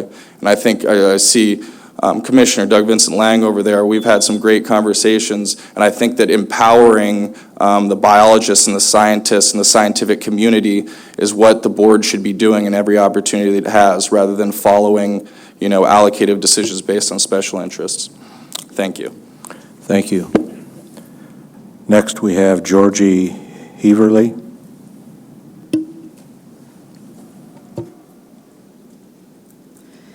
My name is Georgie Heverly, and I will be testifying on behalf of myself. I am a born and raised Alaskan. I grew up in Nikiski, and I now live in Anchorage. I am a second-generation Cook Inlet commercial fisherman. I continue a livelihood that has been in my family for nearly 54 years. I keep hearing Cook Inlet is a different beast. Cook Inlet is not different, in the sense that it is still a salmon and people system, and therefore we need to use the same science-based tools to create balance and harvest opportunity. The only thing that sets Cook Inlet apart is that it boasts our state's urban population. The fact that our salmon system is connected to our urban center means that it is all the more important for there to exist a vibrant commercial fishery. It becomes crucial to feeding the public. Individual access alone does not feed a city. Individual access is food security for the individual. Commercial fishing is food security for the community. There is no sound reason for Cook Inlet to be managed independently in terms of allocation measures that are misaligned with the rest of the state. The Board of Fish has full decision-making authority to emphasize allocation criteria as they see fit. To set this criteria in an order of importance would take this authority away. I keep hearing, do not place priority on the needs of a few over the needs of many.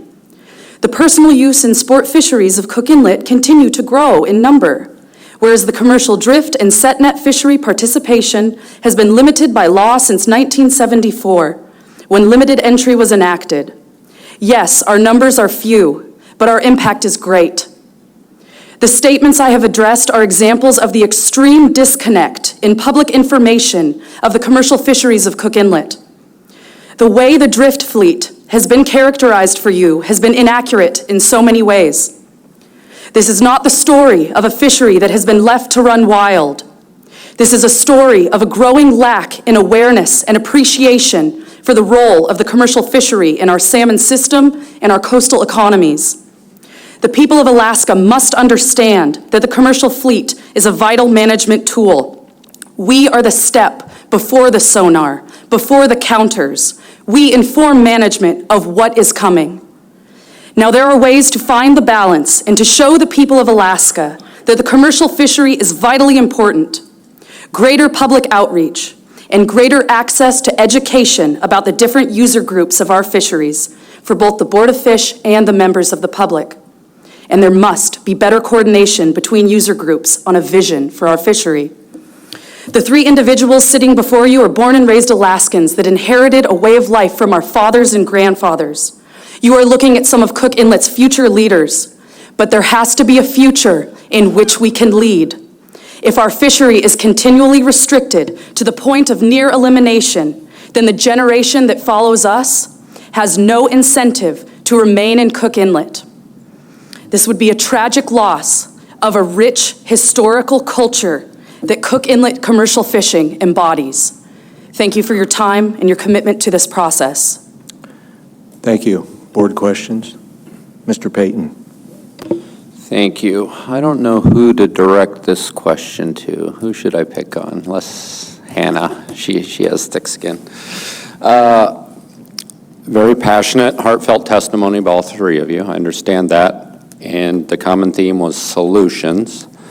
So that being said, I see the proposal, one proposal specifically, you all three are against, I assume. What are the solutions? Are any of you put in, are they in this book? Do you guys put in proposals? Help the board. You know, you guys know what the board does. We allocate. So what, speak a little more specifically to the solutions, if you could, that we have in front of us right now. Through the chair, thanks for the question. I can name a few, and then maybe my friends can name others. I think there's some proposals to eliminate the 1% rule. I think that's an overly prescriptive and inhibitive rule. There's reduced effort in August that could trigger that, but the fleet starts to reduce in August, and I think it's in the best interest of our communities to sustain some opportunity there that a few fishermen could take advantage of. That's a way to add opportunity. I think keeping our escapement goals to biological targets and managing for the middle of the escapement goal like we do in other places in Alaska is another way. I think a lot of the things I'm seeing in the proposal book are proposals I'm concerned about that I think would, further restrict the board and further restrict our biologists and their ability to manage for, our current in-season conditions and changes that we might see coming down the pike as we see climate shifts. And then I think any proposals that you're considering, I think it would be wise to look at it through a lens of, is this an incremental change? Does this include a vision for the sustained participation of all of our user groups? So other specifics, though, maybe Taylor and Georgie have some. That was a great answer. Thank you. Mr. Wood. Thank you. And it's just as an adjunct to Mr. Payton's question, having spoken with you folks not only here, but in other locales as well, seems like a lot of the direction you're trying to do independently, at least, is to get the youth involved into the fishery. And, you know, all of us have read the articles on the graying of the fishing fleet, et cetera, et cetera. Is there something not only in the books as before us, but something that the board has authority to do that you would advocate that they follow up on and try and join you in getting some youth people into the fishery? I think I can speak to the fact that you guys are all in a position of leadership, ultimately. There are certain board proposals that would be effective, but I think more effectively is changing the dialogue and changing the position and the culture around what we're trying to accomplish and move things towards education, move things towards getting the youth in. And I think it's not just graying of the fleet and concerns about Cook Inlet commercial fishermen, but every different user group, there's youth and there's young people coming into that. And what, as was said previously, we're trying to do independently, and I think that you guys have the opportunity to do as well, is to change the dialogue and the education for all those people so we start looking at each other in commonality and see that there's a way to protect this resource. The conversation is we're all children of this fish war for 30 years is just that conversation is someone else's conversation. We don't want that anymore. We want the whole dialogue to be around conservation, protection, and cooperation. And we think that your leadership makes that possible, and your leadership in avoiding particularly divisive proposals is particularly necessary at this current point in time. Thank you very much. Thank you, Mr. Wood. Thank you for your testimony.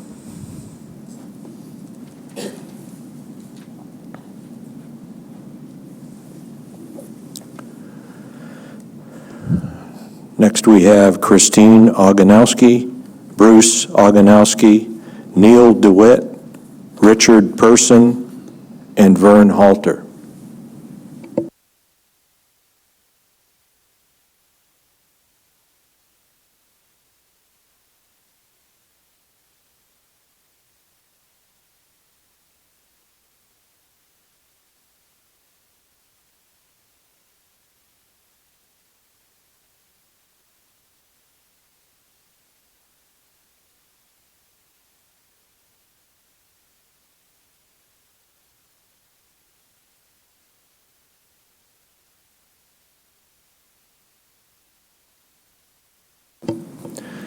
We'll start with Christine Oganowski. Thank you, Mr. Chairman, board members, and the state troopers for your commitment to our state. I'm Chris Oganowski from Meadow Lakes. I've submitted two proposals, 204 and 235. I support Proposal 133 and all others that essentially increase the number of fish into the Susitna drainage to provide and enhance a local fishery. The reports these past few days confirm what most of us in the valley already know.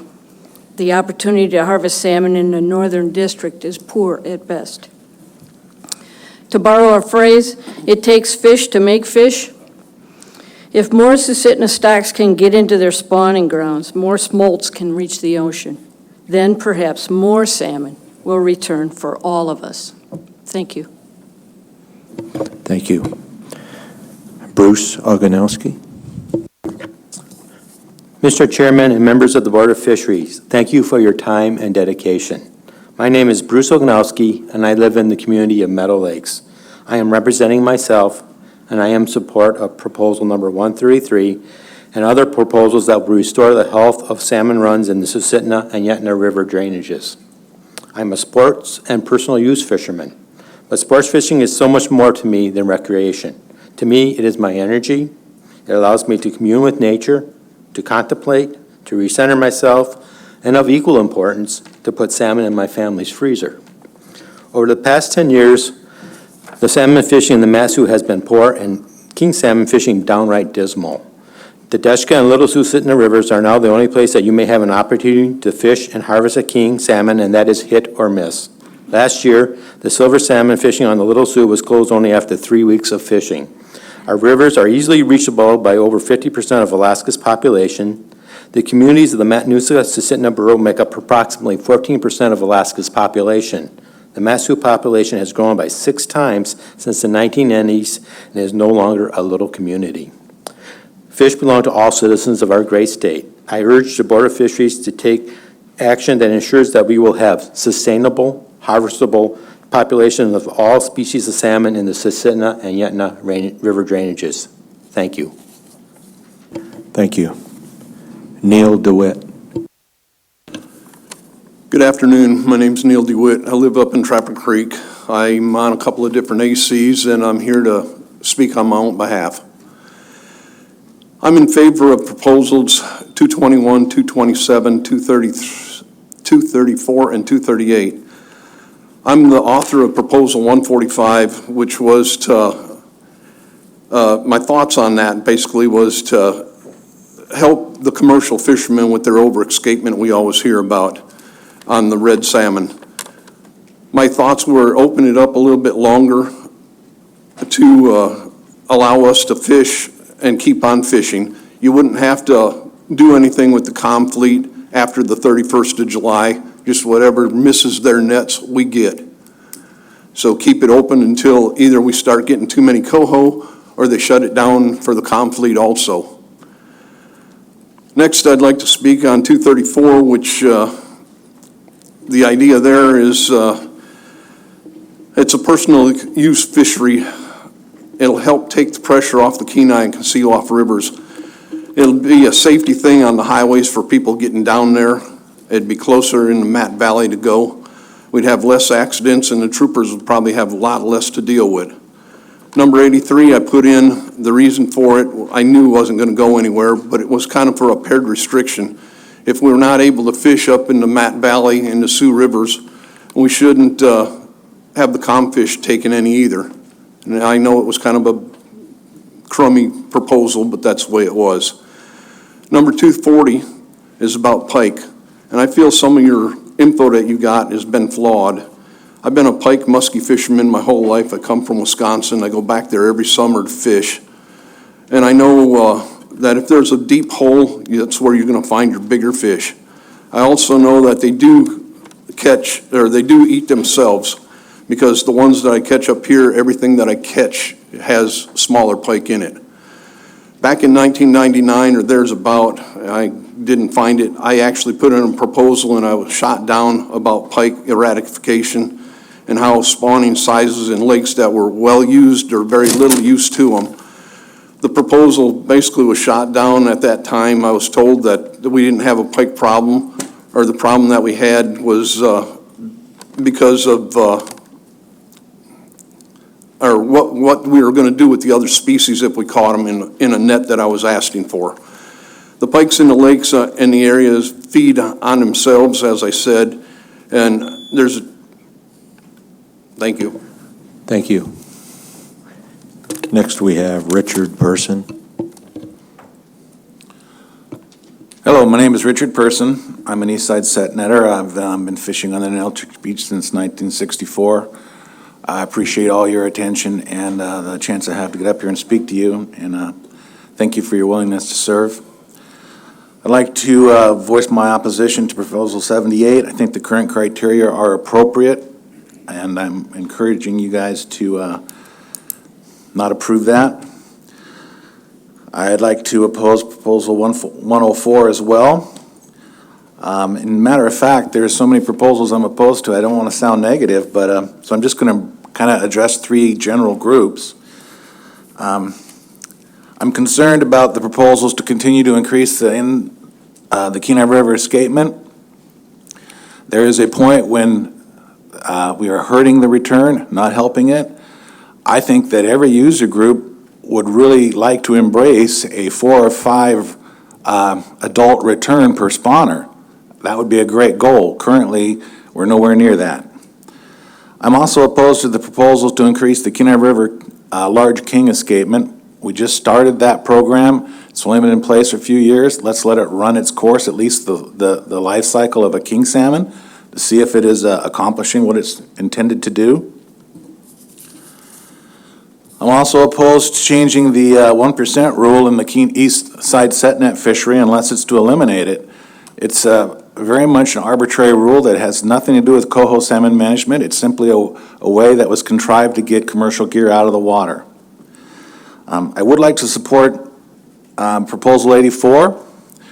It very much pains me to be told by in-river guides that there are people who catch king salmon and drag them to the beach for photo ops.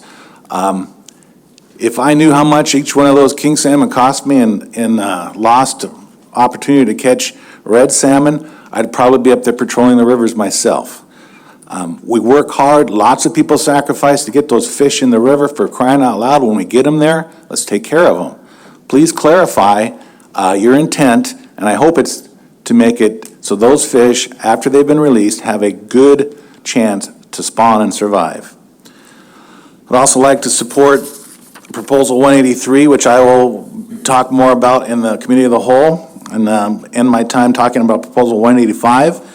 It is a proposal put in by my oldest son to have an opening for the East Side Setnet Seal-Off section on June 20th with a trigger of 20,000 reds in the seal-off instead of 50,000. A few points in that favor are there are few, if any, kings present. There's no dip net fishery to compete with. The seal-off river prone to overescape.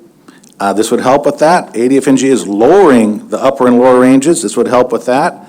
And the early fish are much more valuable to the processors, fishermen, and retailers. Thank you. Thank you. Board questions. Mr. Payton. Thank you. You mentioned in your testimony that you're against increasing escapement goals for sockeye in the late run. Are you against the department recommended increasing of the goal as well? I am cautiously supportive because I believe that they're at least considering the fact that there is a point where more fish are not healthy for the run. And it's not a load the river for other groups sort of proposal. I'm all for the best return we can get. Okay, thank you. Thank you, Mr. Payton. Thank you for your testimony.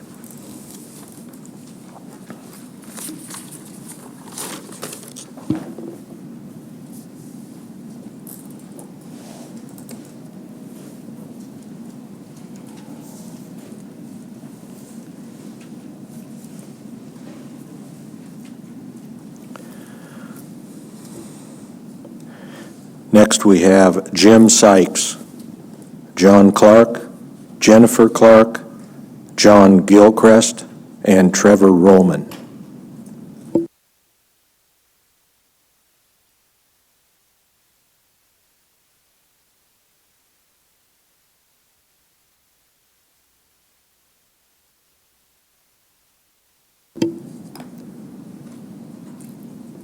We'll start with Jim Sykes. Thank you very much, Mr. Chairman, members of the board. My name is Jim Sykes from Palmer. I have submitted RC 68 as just the text of my speech. I served 2 terms on the Mat-Su Borough Assembly and enjoyed several years on the Mat-Su Borough Fish and Wildlife Commission. The reason I enjoyed it is the commission members were vastly knowledgeable and focused on data and science, as well as minimizing the politics. My wife and I are personal use dip netters, usually in seal-off. We'd rather dip net at home, closer to home, but Fish Creek is difficult and not always open. I'd like to thank the Board of Fish for getting more fish to the Kenai. It's significant. You've done something very important. I strongly support Proposal 133 as well as 88. I also support the concepts of establishing a Susitna personal use dip net fishery, even if it's limited to pinks and chums. Many problems from the past seem to continue to be with us, but I hope all user groups can agree we need to restore our in-river salmon resources to sustainability. I've witnessed the decrease in most Mat-Su rivers over the past 40 years and noticed a difference in how the Northern District is treated compared to the Central District. Decisions made in Kenai greatly affect Mat-Su. While I hear arguments about what the optimum escapement goals are in Kenai, we in Mat-Su are lucky to meet any minimums. Kenai has fish counters and real-time information to adjust decisions based on initial forecast. Mat-Su has no timely commercial counters, except for the occasional weir. Most of the data is only evaluated after fishing season is over. In the past, west side rivers have provided sustainable runs. We need to continue the restoration efforts currently underway. It is one of the few ways that more fish can become available to both in-river and commercial fisheries. Yesterday, the board heard compelling testimony from Mat-Su Assemblymember Tam Bovey that much of the northern Susitna Valley is recognized as an area of economic need, requiring additional nutrition for school students. Regular Alaskans and those families need to be able to get fish for food as a priority. All user groups are really into these problems together. Susitna Basin rivers have lost a great deal, but they seem to be coming back with habitat protection and conservation measures, such as culverts and some of the structures that are now in place. I ask the board to expand the use of the conservation corridor with small adjustments to use the best genetic information and bring the Northern District into this century with real-time counters and in-season local management. Restoring sustainable in-river fisheries in Mat-Su means more fish for Cook Inlet. I'll gladly answer your questions to the best of my ability, and thank you for your time. Thank you. Next, we have Trevor Rollman.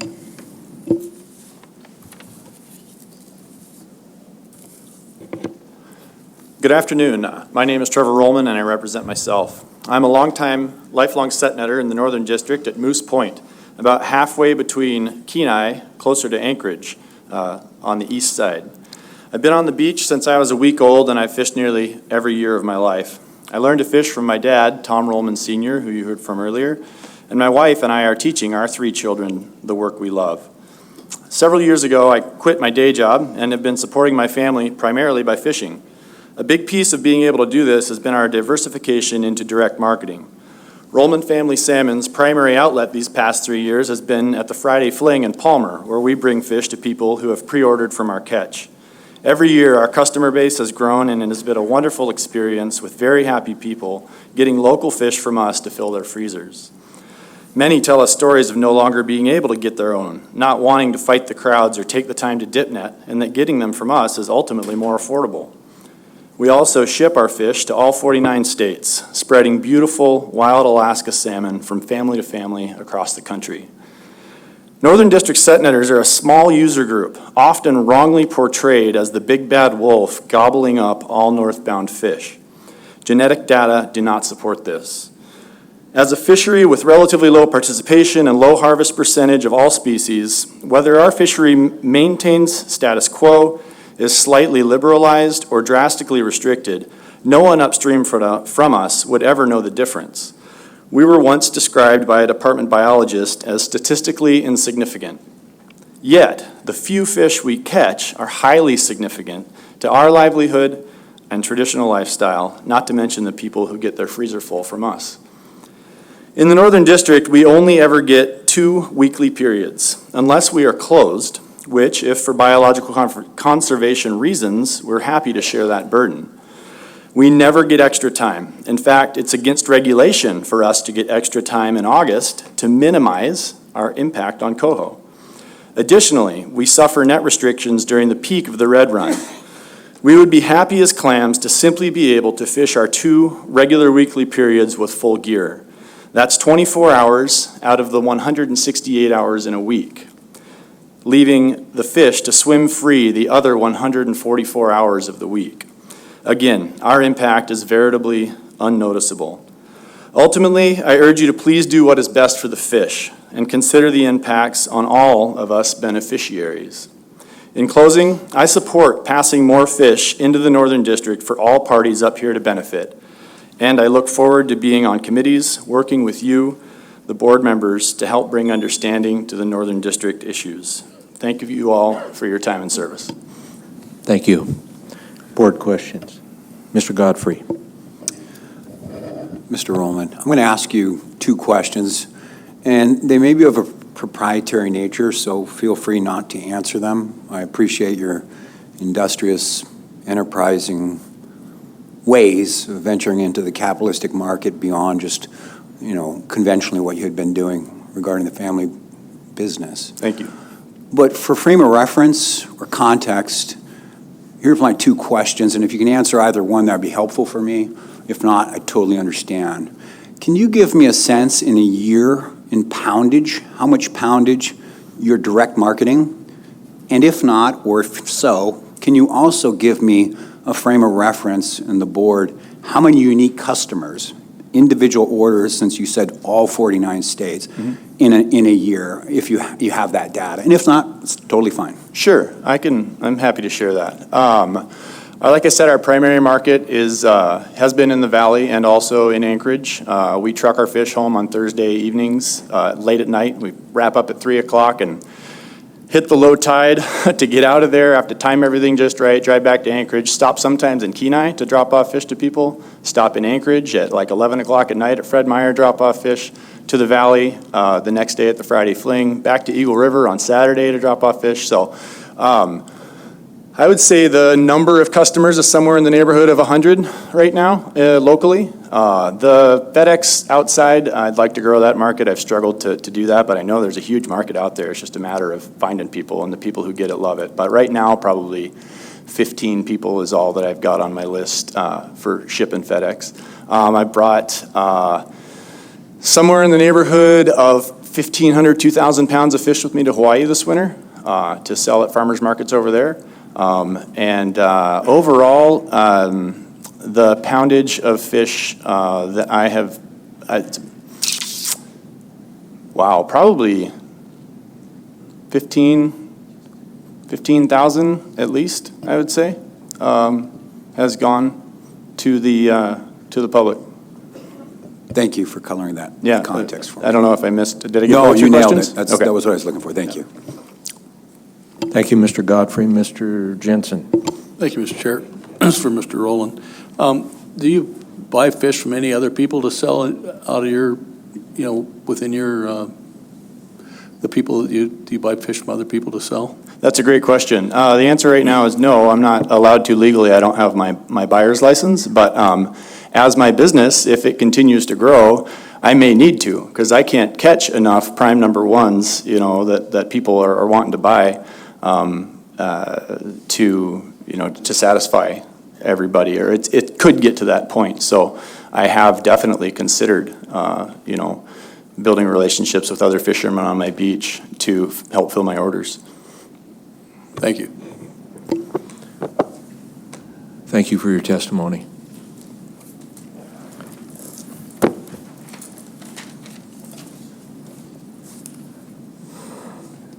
Next, we have Betty Gilchrist, Nate Berga, Stefan Braun, Elbridge Walker, and Dan Anderson.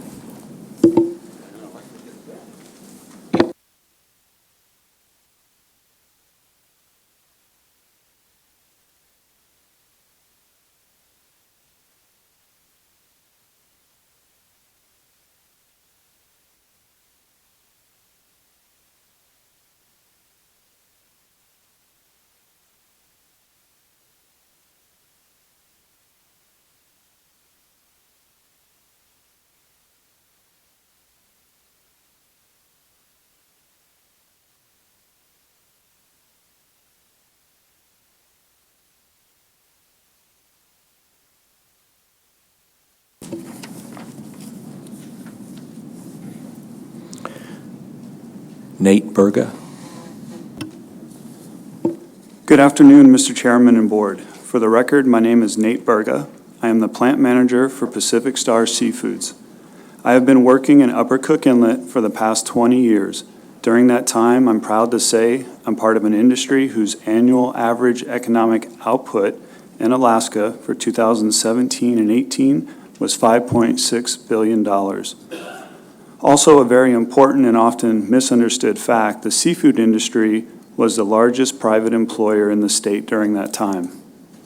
While economic value is important, I take greater satisfaction knowing that our industry truly feeds Alaska. feeding Alaskans, and the importance of the Upper Cook Inlet commercial salmon fishery to Alaskans is what I want to convey to you today. We put a significant amount of seafood on the plates of Alaskans each year. In 2019 alone, 3 salmon processors on the Kenai Peninsula, Pacific Star Seafoods, Icicle Seafoods, and Copper River Seafoods, sold the equivalent of 2.6 million pounds of fillets, or 10.4 million servings, into the local markets in South Central, providing fresh seafood and food security for Alaskans. While our industry contributes to the economic well-being of the state, we also contribute to the well-being of its people, especially those in need, through an organization called SeaShare. SeaShare is a nonprofit founded in 1994 to help the seafood industry donate to hunger relief efforts in the United States. Their mission is to engage the seafood industry in a collective effort to improve nutrition for families served by food banks. For over 25 years, the seafood industry, through SeaShare, has donated more than 230 million servings of seafood to food banks across the country. However, the majority of those servings stay in Alaska. Over the past 3 years, SeaShare and their industry partners have donated nearly 2 million servings of seafood in Alaska, from Kodiak to Dillingham, Anchorage to Kenai, and many places in between. In 2018, when the community of Chignik had a run failure, the industry, through SeaShare, sent servings of seafood to that community. Board, all of these positive things that I've mentioned are only possible when we have a healthy resource and predictable access to commercial harvest. The only way to maintain a long-term healthy resource is to manage the run for MSY. Yesterday and today, you've heard the pleas of sport fishermen, commercial guides, personal use, and commercial fishermen. All of these people are my neighbors, friends, and fellow Alaskans. I believe there can be enough fish for all user groups, but in order to do that, we must adhere to MSY. For the record, I oppose Proposal 88. Thank you. Thank you. Next, we have Stefan Brand.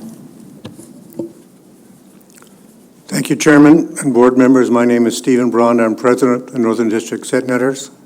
We're the oldest fishing organization in Cook Inlet, established in 1954, and our fishery is 110 years old.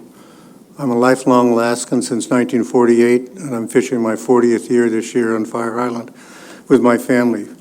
I've attended every board meeting on Upper Cook Inlet since 1978. That's 4 decades. They used to be annual meetings, and they went to 3 years, which was a relief. And now I'm wondering if even that's too often to see the outcomes of all the regulations that are passed. The Northern District is north of the Forelands. For 3 decades, we had to get maps to even show anybody where it was. And we're really grateful that it's part of the dialogue of this board to know where the Northern District is. We have a long-standing history of traditional attachment to family fish camps and fish sites. It's important to the way of life of our fishermen, to their identity. It's a livelihood. We have a long season from the end of May, early June into September. We catch all 5 species of salmon. We don't catch very many salmon, but as you've heard from other members, it's very important. 1 to 5% of the total Upper Cook Inlet run is all we catch. However, we have a high value niche marketing. You've heard Trevor Rollman talking. If you go down to the Ship Creek boat launch on any Monday or Thursday, you'll see the boats come in. All the people are waiting in line. People distribute their salmon. We have salmon for silvers that get distributed in the Matsu. I took a look at my catch. I'd give away 10% of my harvest every year. In king salmon, we're opposed to 199 and 200, and we support proposals 201. Above all, I'd like to make sure you treat all users and share openings and closures. I was inspired by listening to the 3 young people behind me, and I would implore you to listen to, it was nice to see 3rd generation young people coming and say, hey, change the dialogue. In a way, when I said I'd been here for 4 decades, I'm part of the problem, not the solution. Maybe we should listen to some of them. Susitna sockeye, we would like to get more fish north. We support 133. We think it might be too soon to delist the stock of yield concern. We support Proposal 206 regarding the sockeye. And in terms of the personal use fishery, we're very cautious of entering a new fishery on the Susitna sockeye. But if there's more fish available, we understand that need, and we understand the people that are asking for it. And last, I'd like to say that coho represent often 50% of our yield in terms of dollars at our season. Thank you. Thank you. Elbridge Walker. Hello, Chairman Mariski and the board. If you could refer to RC 67. My name is Elbridge Walker, and I want to talk about proposals 103 and 125. With concerns of the Northern District sockeye stock seizing, we need to establish a fair and workable management plan for all groups, and I feel proposals 103 and 125 work well together to accomplish this. Please note the lake comparisons on the screen that I want to show you. When we look at the huge area differences alone, comparing the Kenai system of 40,000 acres to other lakes in the Bristol Bay area, such as Beckroff at 290,000 acres and Naknek at 155,000 acres, it is very apparent we are putting far too many spawners in the Kenai system. Beckroff is over 7 times larger, Naknek 4 times larger. Both have clearer water, both with escapement goals of 800,000 to 2 million fish. When looking at the Kenai, Beckroff, and Naknek systems by satellite, Kenai has far less sun penetration capability as the satellite imagery shows. Common sense should tell us we are putting far too many spawners in the Kenai system just by a sheer area, water clarity, and temperature comparison. Historical data I have provided you shows that far less spawners in the 70s produced more than we do now. Small Kenai 2-year exiting juveniles are now the new norm. Gone are the years of the large 1-year exiting juveniles. Size from every study I've found shows decreasing juvenile size at river exit, thus making them more vulnerable in the ocean and smaller at maturity. Gone are the 5+ return per spawner days. Using the Didson converted numbers, it shows 800,000 spawners as the top of the yield curve. As in 1977, 951,000 spawners was a bust in 81. Then 1982 and 1983, with between 750 and 800,000 spawners, shows to be the maximum yield possible by extra large returns from 1987 through 1989. Spawner escapements in 78 and 79 of 373,000 and 511,000 returned big from 1982 to 1984, which shows the bottom of the sustainable yield curve at 400,000.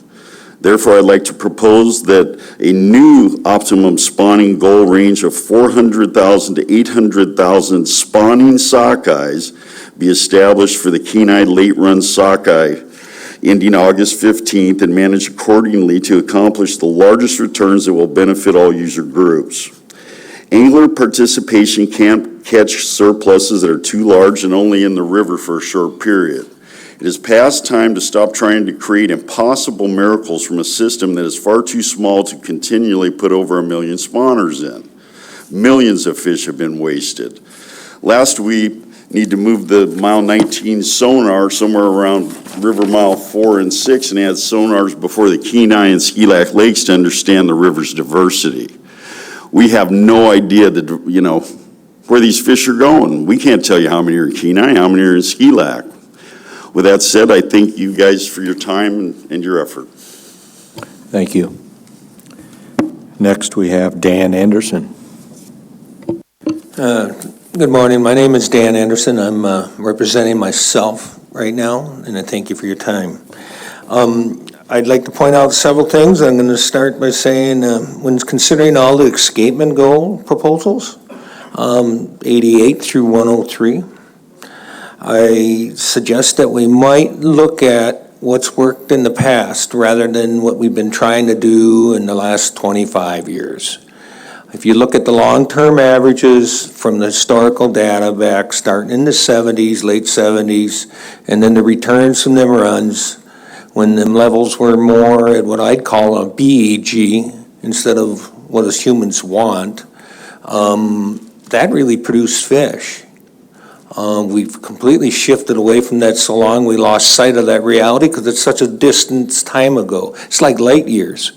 I come from, as most of you know, I come from a fishery in the Midwest that's been crashed because of food and habitat degradation.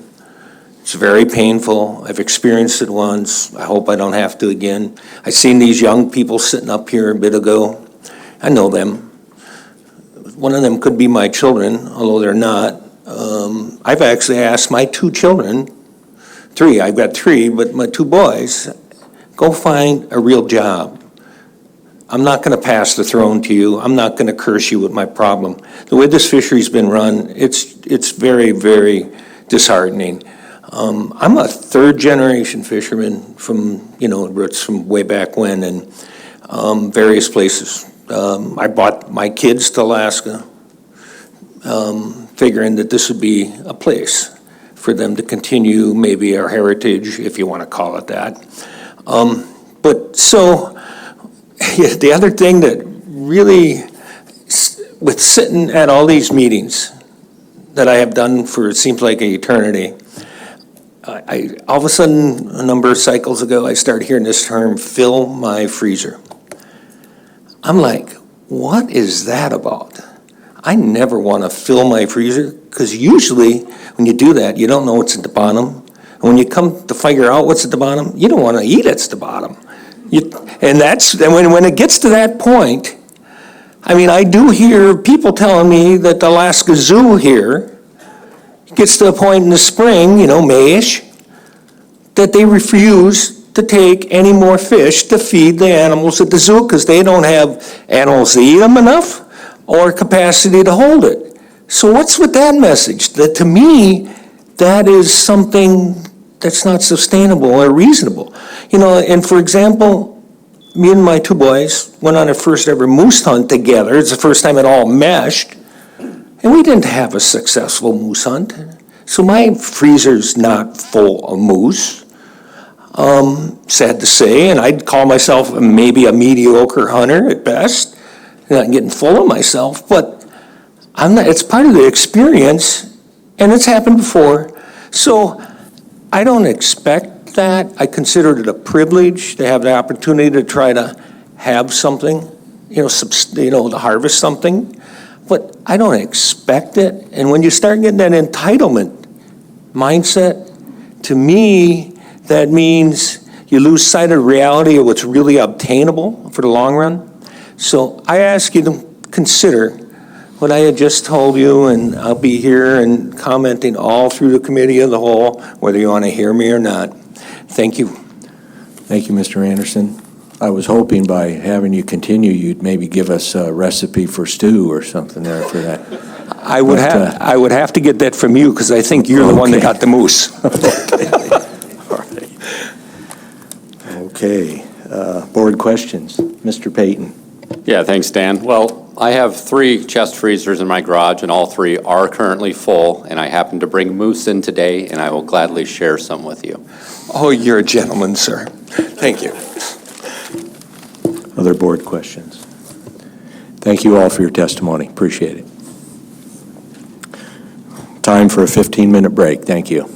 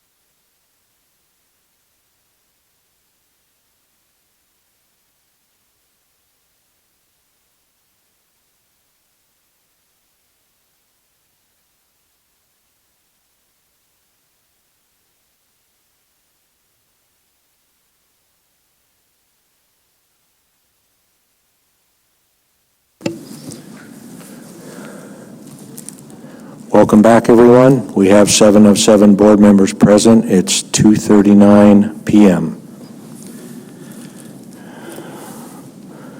We're still on public testimony on our designated time block list for Sunday afternoon. Next, we have Josh Hayes and Herb Mansavage.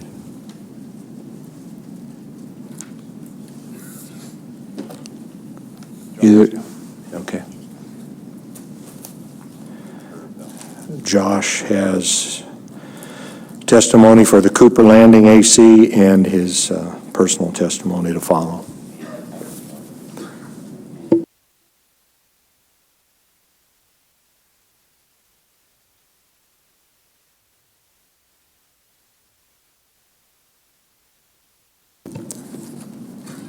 Whenever you're ready, Josh. Thank you.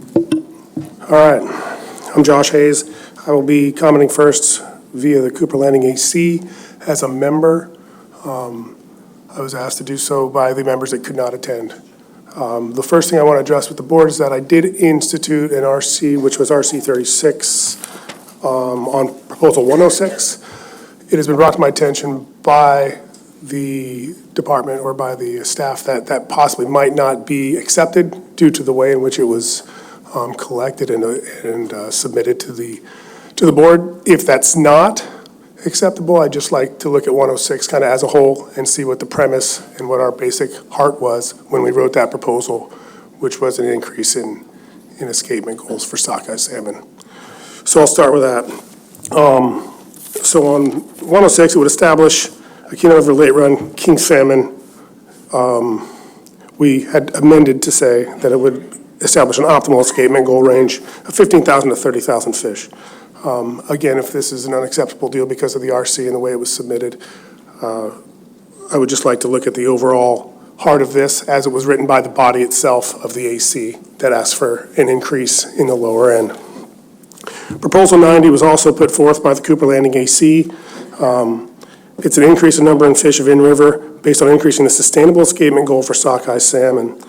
This goes through a couple of steps here, and the idea basically, and the premise behind it is to increase the number of fish, number one, that are going to escape. Number two, to limit certain fishing periods for the commercial set net on the east side set net, and also in the drift set net, or the drift net fishery. These were set forth by the Cooper Landing AC with the concept of increasing in-river goals. 147 was a proposal put forth by the Cooper Landing AC that would prohibit fishing for salmon on the upper Kenai River after harvesting a bag limit of salmon for that day. The concept behind this is the goal of this proposal to allow an increased opportunity in a fishery that's already overcrowded at some times during the year.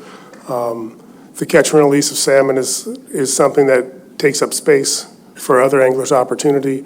This came from the public part of our Cooper Landing area. One of our members that is a large subsistence user and sport fisherman in the Russian River drainage and in that area. This particular proposal looks for restrictions to take place from Ski Lac Lake upstream, including the Russian River drainage, through to Kenai Lake above the bait line, which is established directly above the Sterling Highway bridge there in Cooper Landing. Proposal 194, put forth by the Cooper Landing AC, was to amend the 1% rule to a 3% rule for both upper sub-district set and central district drift gillnet fisheries. The Cook Inlet coho, as stated, are designated as a sport fish for the region, but continued manipulation of the 1% rule, both in volume and date, has resulted in a direct commercial harvest priority in recent years and unduly put pressure and unduly put unsecured burden on residents both in Cooper Landing and the remainder of the Kenai River Valley. That's all I have from the Cooper Landing AC. If there's any questions, I'll do my best to answer them. Any board questions on his AC testimony? And yes, Mr. Haight on RC 36. Yeah. Thank you, Mr. Chair, and thank you, Mr. Hayes, for bringing that up.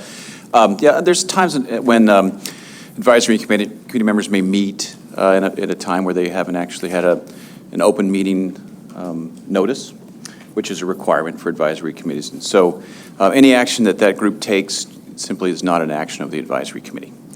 So RC 36 is submitted by Mr. Hayes. It could be that he's with other colleagues of his. It's completely legitimate as coming from him and those folks, members of the Cooper Landing AC. I just want the board to know it's not an official action of the AC. So that's what it is. Thank you. Thank you for clarifying for me. Thank you for that clarification, Mr. Haight. And would you like to do your personal testimony? Please. Okay, please. Okay. Again, for the record, Josh Hayes, Cooper Landing AC member, Kenai River Guide Academy board member, 20-year Kenai River Guide and Upper River Refuge permit holder with the Kenai National Wildlife Refuge. Personally, I oppose any additional drift-only fisheries on the Kenai River. 25% of the fishable river is already drift-only, already allotting a large portion of fishing to a minority group. I oppose any regulation that eliminates the 1% rule. I feel that that is a value tool for the department to utilize for our coho fishery as sport fishermen in the Kenai River.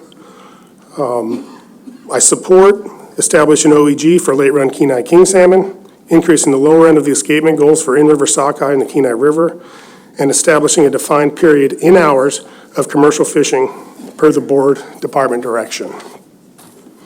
I'd also like to address a little bit of, and talk about a little bit of overescapement in the Kenai River.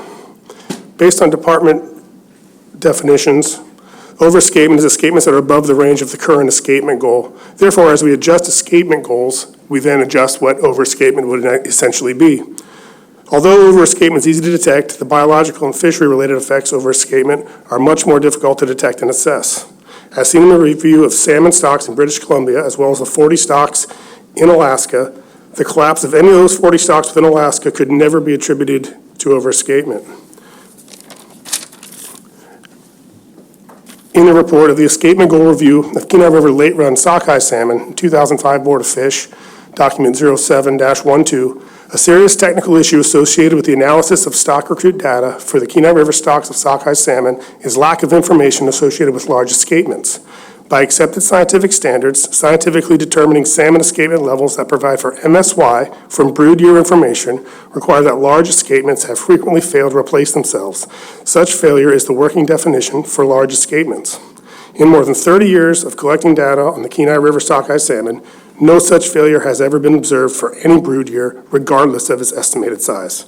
Perhaps it's time to change the conversation surrounding Kenai River overescapement. That's it. Any questions? Thank you. Board questions? Thank you for your testimony. I understand that Herb Mansavage, who was to come up at this time, just came in the room a little while ago. There you go. And you were with the Matanuska Valley AC, and then you're signed up for personal testimony. Which would you like to do first? I'll do the testimony for the committee. Thank you. Go ahead. Thank you, Mr. Chair and the board. I'll be the first to say I'm not a fish expert. I rely on a lot of friends and people in the Matanuska Valley to inform me of the true state and what they feel is right.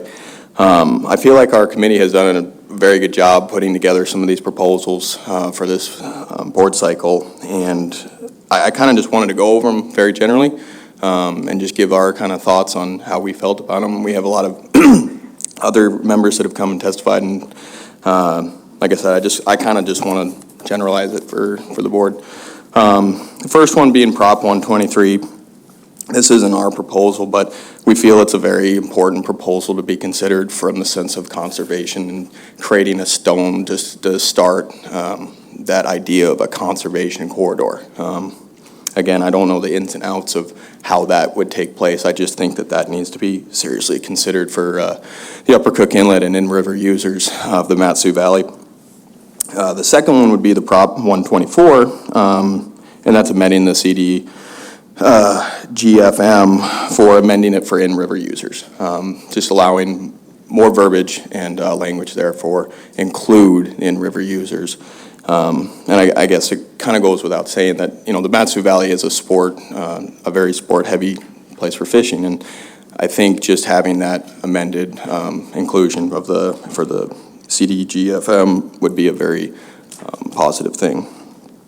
The next one would be Prop 127, and that's amending to allocate 60 to 80% for the CDGFM.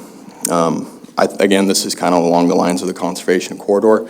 I feel like this would be a good starting point in which we could, have a number. And regardless of whether it's shut down or not, I think it's a good conversation to be had, at least when starting to talk about numbers in this corridor. The next one is Prop 199. This, I would say, if it came to just talking to people and hearing, this would probably be the one thing that just people, come up to me, hey, what's going on? Why are they closing down Tedesca, but there's still stuff going on in the inlet, and many times it is naive understandings and things of that to the nature, and including myself. But I feel like a proposition like this, or proposal, excuse me, is a good thing to have and to establish just for the sake of just equal play. And I don't know the details of it. There's probably many of you that could just easily take that down with very good scientific data and facts, but I feel like something like that is a very appropriate method to go about representing constituents on both sides of the table. The next proposal is Proposal 216, the Deschka King Salmon OEG escapement goal. Along the same lines, I feel like this, our committee feels very strongly about this, but the Deschka, for me too, hits home, as in we had a cabin, growing up down there, and that's where a lot of my friends and families have always gone to, including the Little Susitna River as well. With the Deschka River, it is a very competitive and very fun area of the state, and I think the presence of an OEG in this river would absolutely be a remarkable starting point for king salmon. Prop 221, I think this is just an easy one to be considered. There's a lot of people that love fishing silvers that time of year, and allowing bait during that time is, I think, an acceptable proposal. Next proposal is Proposal 227, opening up the Fish Creek drainage to more harvest. There's a harvest surplus of coho and sockeye, and I feel like this is just a small area that allows people, especially along the Kinnick Goose Bay area, to get in, have an opportunity at some fishing. And lastly, Proposal 234, the personal use fishery. This proposal, I believe, is one of the best things we can do for the valley right now when coming in regards to fishing and personal use.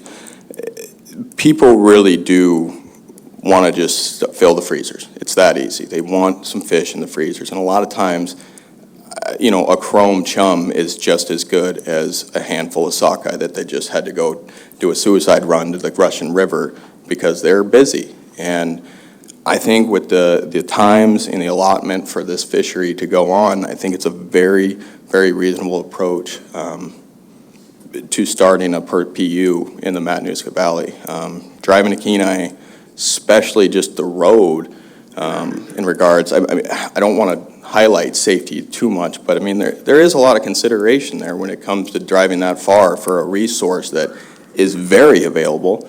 And it's, people that live in Kenai or on the Kenai Peninsula, that's an awesome thing that's always there almost every year. Yeah, there's slow years and bad years when it comes to PU, but allowing this in the Matanuska Valley is on the Susitna River would be a very good consideration. So. And to conclude from the committee side of things, we really would just like to see more opportunity and almost less double standards in terms of just a more even playing field. And I know it's a lot more complicated than that. So I really, I guess, would like to highlight consideration when it comes to opportunity from the in-river users, sport users, and all users trying to be more equal. Thank you. Board questions for his AC testimony? Your personal testimony? Yes, and for the record, I'm Herb Mansavage. My only comment would be, again, kind of on the highlighting consideration, and that would be with the northern pike. I really went from being someone that thought every northern pike needed to go like now, in any way, shape, or form. But I think that there is a lot of science to still be had on other species and speciation when it comes to predation on salmon. I think this is, I think it's just a little bit archaic in how we look at a very serious issue and kind of just go, well, get rid of those and then it'll fix everything. Even just the native habitat of northern pike throughout the state, I really feel like there's potentially more evidence there that there's more history to those native regions and where they may and may not be. It is very obvious that there has been illegal transplantation of northern pike in certain places of the lower of south central Alaska. So that cannot be disregarded. But I do believe even one thing I feel like it's like a bad thing to talk about, and sometimes in these type of situations, is a rainbow trout. And I've had a lot of people in good conversation about what rainbow trout do to predation, but in a lot of cases, that's our trophy fish. That's our beautiful fish that's in our lakes and streams, and everybody enjoys catching them. You start seeing more catch and release with the species in general, even when there is a take allowed. But it has to be considered, and it doesn't necessarily mean trying to wipe that species out either. It's just, I think it's more than just getting rid of pike when it comes to that issue of predation on salmon. So, thank you. Thank you. Board questions? Thank you for your testimony.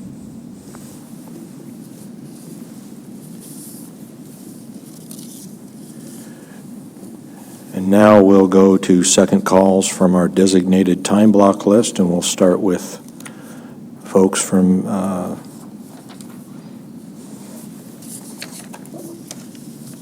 this morning. Janine St. John's, Broke Whip, Spencer Robinson, Dan Montgomery, and Danny Lewis.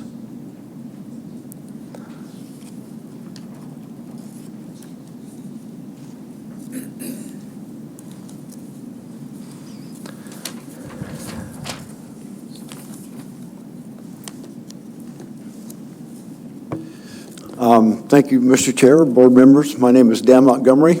I've lived in the state of Alaska for 38 years and been in the Mat-Su Valley for 27. I've served over 10 years on the Mat Valley AC. I support proposals 123, 124, 127, 199, 216, 221, 227, and 234. All these proposals will increase the opportunity for Alaskans in the Upper Cook Inlet fisheries. These fisheries have been overallocated to commercial interest in other districts for far too long. We need to turn to the days of streams and rivers full of returning salmon instead of returns that barely meet escapement goals or don't meet them at all. Adopting Proposal 127 and returning 60 to 80% of these runs up to the upper inlet streams and rivers for everyone to have an opportunity to harvest is the right thing to do. I believe if you do this, you will probably double the returns in a few years, and everybody will have double the opportunity for all users. Thank you for your time, and I appreciate the sacrifice on serving on this board for all of you. Thank you. Board questions? Thank you for your testimony. You're welcome.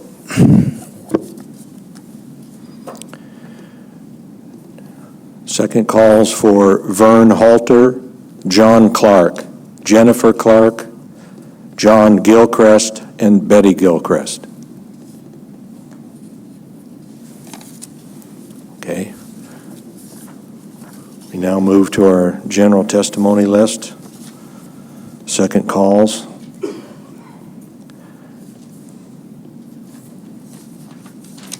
Jason Perigo, Bruce Morgan, Mark Spencer. No. Eric Jameson, Dan Billman, Lloyd McDaniels, and Paula Warta.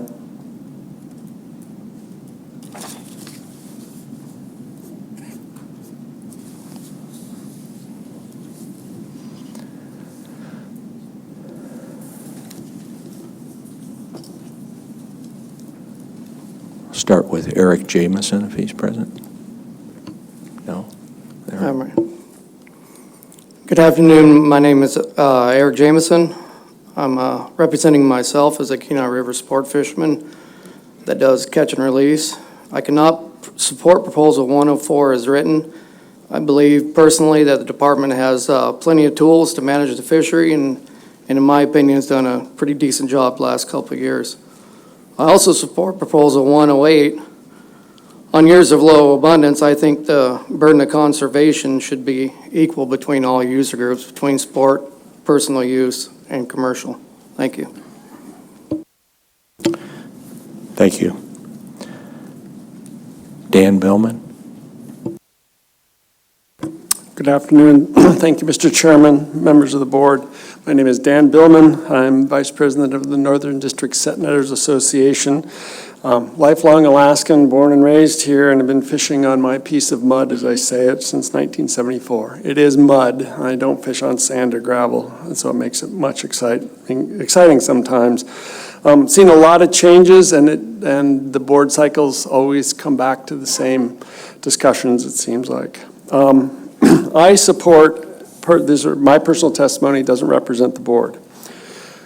I support managing the fishery for the long haul. I've been in it for the long haul, and I want to fish for another several decades if I can. Managing all stocks to get the fish into the stream is, I think, the priority the board should set. After that, allocation between user groups is what needs to be done. I echo Tom Rollman's testimony.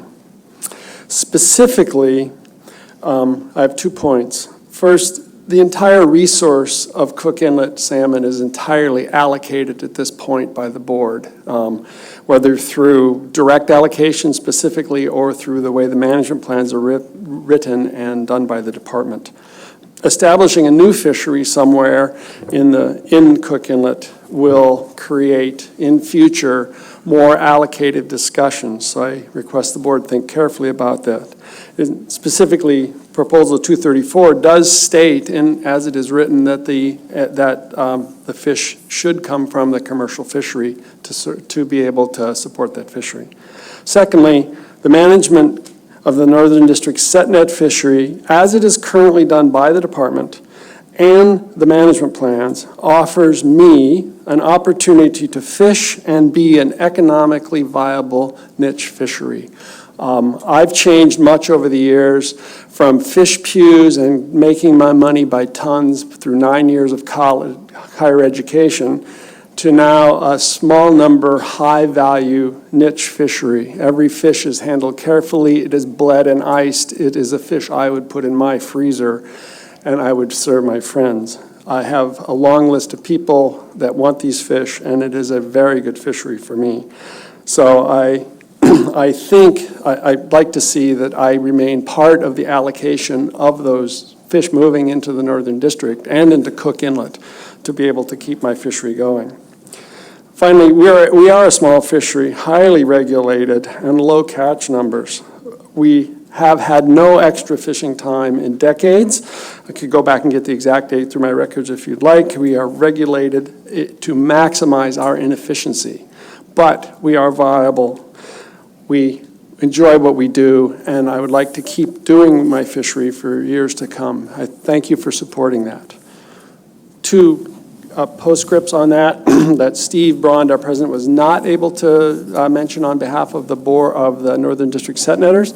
First is Proposal 198. No, the Northern District does not support this proposal. If you look at the map of where that would be, by adopting the Siri point, you would effectively be cutting a permit holder's lease in half and making it an area they cannot fish. We urge you to adopt the proposed ADF&G point, which will keep that fisherman's sites legal under DNR. Thank you. Lloyd McDaniels. Hi, my name's Lloyd McDaniels, and I'm a longtime resident of the Mat-Su Valley. I've been fishing the Susitna and the Little Susitna drainages for over 30 years since I was a child. Can you speak closer? Thank you. I've been fishing the Susitna and the Little Susitna drainages for over 30 years since I was a small boy, and there's a lot of the discrepancies on who takes the fish and who gets what fish and what not. What I do know is that the fish numbers are low. When I spend over 100 days on the rivers in a summer, and I know the state of where the fisheries are. I do support number 88. I support the conservation corridor, number 133. I support the number 127, and I support the personal use fishery of 234. Thank you. Thank you. Board questions? Thank you for your testimony. Thank you.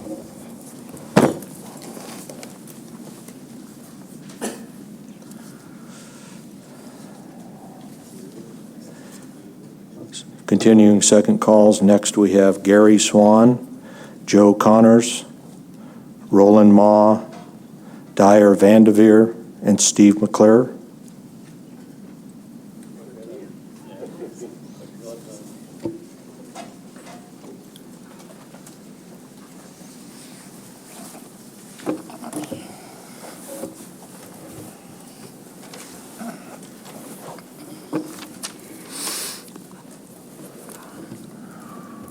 We can start with Gary Swan, please.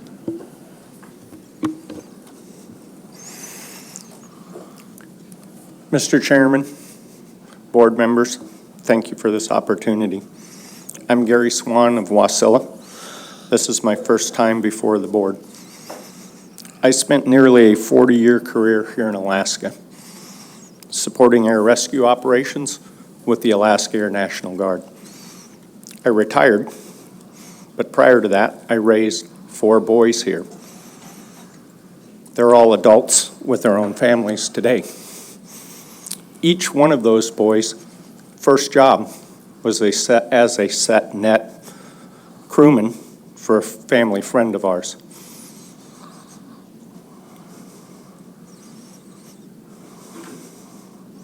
I myself started fishing as a crewman for that same family in 1998. In 2010, I purchased a permit from that family.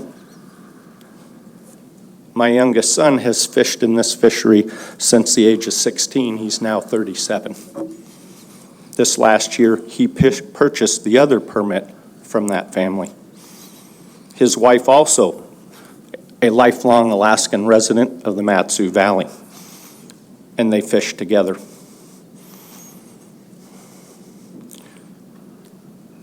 We both fish set sites on Fire Island, one of the niche fisheries. We both are members of the Northern District Set Association of Cook Inlet. Additionally, we sit on the Cook Inlet Aquaculture Association Board of Directors. Myself as a director, and my son is an alternate director. So our family is deeply involved in the support of habitat restoration, invasive species eradication, as well as being harvesters. We also support enhancement through the aquaculture's operations. We are supporters of the all-user aspect of this fishery. Coho are an important factor in our fishery for us, bringing in half of our annual income. Also, our sub-districts coho provide meals for programs in the Mat-Su, such as Mat-Su Senior Center and the Mat-Su Meals on Wheels. For us, harvesting is not just a commercial enterprise, but a community enterprise. Our family has reviewed many of the proposals at hand, and we are opposed to Proposal 200, 204, and 205. We are in support of Proposals 201, 202, 203, and 206. Additionally, we believe conservation alone and shifting conservation burden between users is not to solve the Matanuska fishery issues. science-based management will do so. I thank the board for its considerations. Thank you. Next, we have Joe Connors.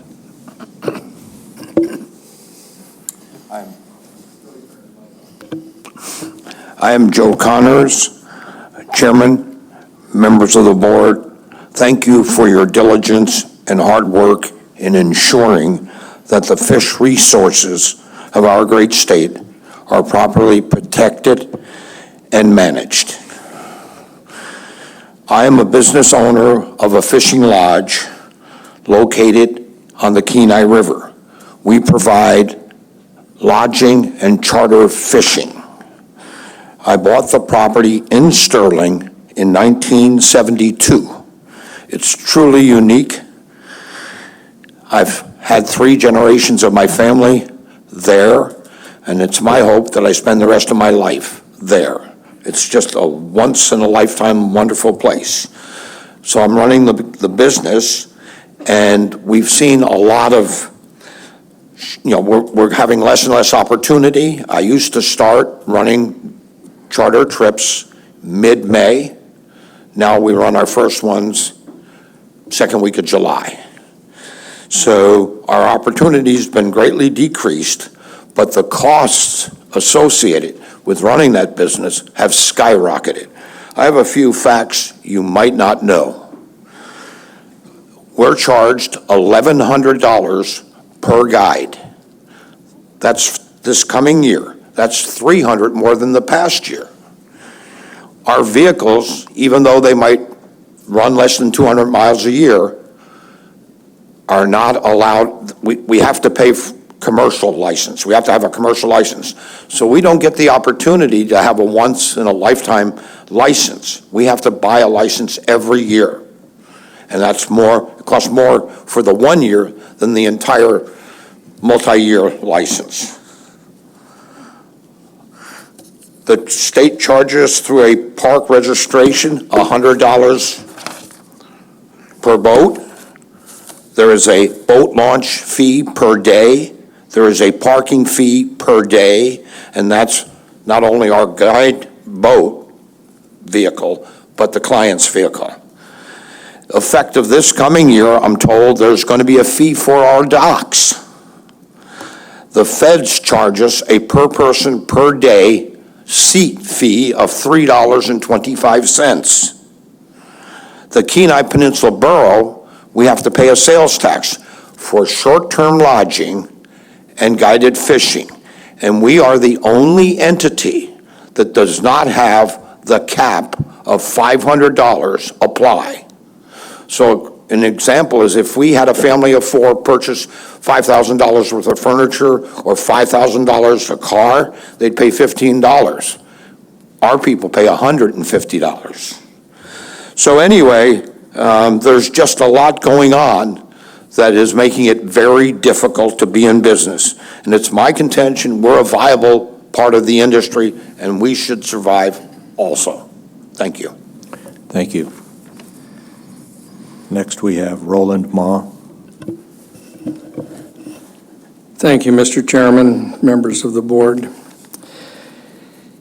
I'd refer you to RC 51. If I have time, I'll get to it today. If not, we'll do it in committee work.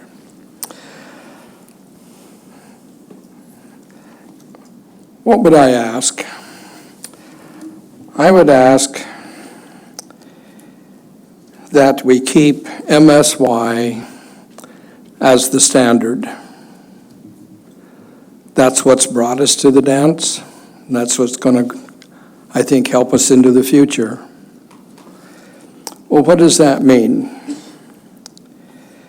First, I would ask that you not mix allocations inside of an MSY goal. Certainly, you have the authority, you will make decisions on allocations, but keep them separate. This business of OEGs, in-river goals, It's my view. That has simply confused the issue. Keep them separate. Everybody can see what's going on. Second, we have a number of proposals that suggest to do this or that with escapement goals throughout Upper Cook Inlet. For example, in the Kenai Late Run Sockeye, we have a proposal, we've heard it spoken to, of moving from 1.2 to 1.3 million. What's the benefit for doing that? How are we all better off? How are the fish better off with this change? The flip side of that, number 3 on my list, would be ask, what is the cost? Is there going to be a difference between those who benefit and those who pay? Anyway, I think I'll leave it right there.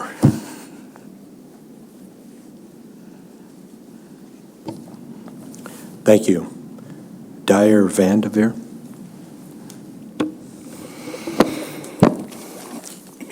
Mr. Chairman, excuse me, members of the board, my name is Dyer Vandeveer. I was born in the territory of Alaska.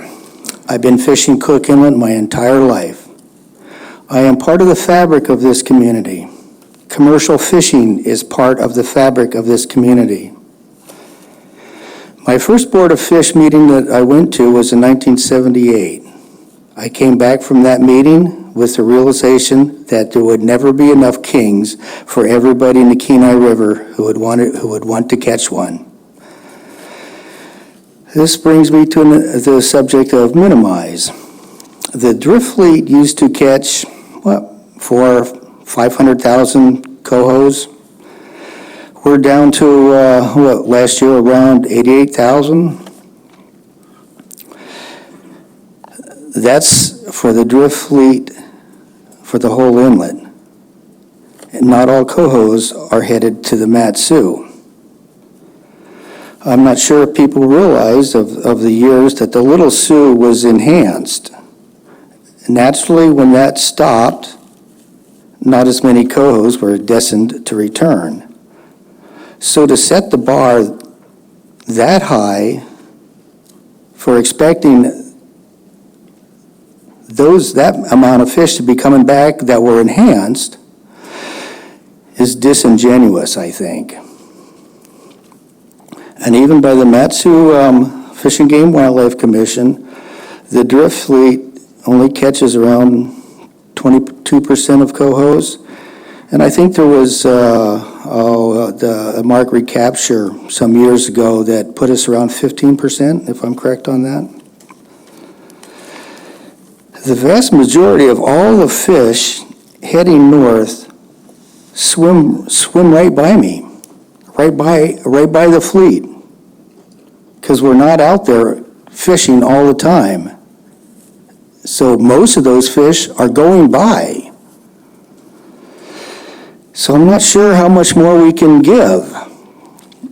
As far as putting more fish into the Kenai River, up in the escapement goal, what are we looking to get a 1-to-1 responder to return ratio?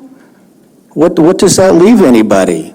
What does that leave for yield? What does that leave for my part of the industry? And for people to want to shut my part of the industry down, I really have a problem with that. And that's all I have. Thank you. Thank you. Steve McClure. Good afternoon, members of the board and staff. My name is Steve McClure. I will be representing myself today. My wife and I are both going on 25 years of guiding on the Kenai River.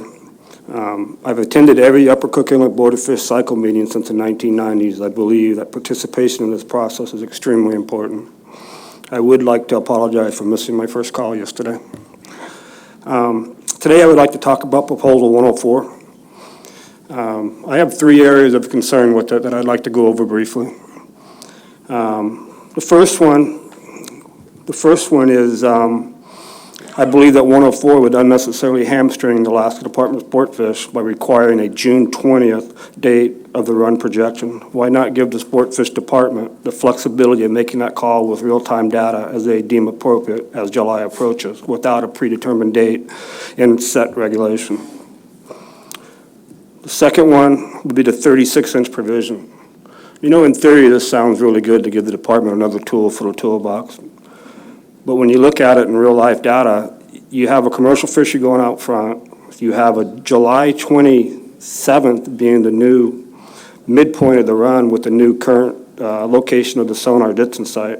I just don't see how the 36-inch tool would be practical.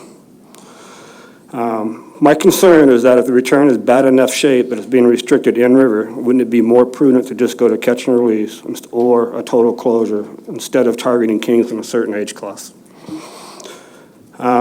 My third issue with 104 is switching from an SEG goal of 13.5 to 27,000 big fish to an OEG of 16.5 to 30,000 big fish. Now, don't get me wrong. I really like the idea of going to an OEG, but I feel the OEG mentioned in this proposal raises the bar a little too high. The range that I would support would be more on the conservative side on the bottom by raising the lower end of the goal up to 15,000 while leaving the top end of the current number at 27,000. I chose 27,000 because in the department's comments, they mentioned that yield above this level of return would be jeopardized. For the record, I am opposed to 104 as written. Anyways, I look forward to committee process and thank you for your time. Thank you. Board questions? Thank you for your, Mr. Johnson. I'll wave harder next time. Thank you, Mr. Chairman. I think, you know, in our testimony, Mr. Ma was one of the first to address specifically the question of MSY versus MSR, and I wouldn't mind hearing a little more about that, if you could, and I think Mr. Vanderveer touched on it also, but please, if you could.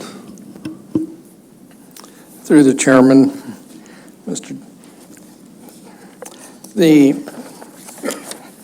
that's why I suggested that we consider the cost of the cost issue of benefit and costs. When we look at moving from MSY to MSR, the focus seems to be on the top part of that curve. And true, there may be some additional fish that would be made produced. But what isn't, in my opinion, isn't being focused on is how that one-to-one line is in relation to the MSY, MSR, where they drop down.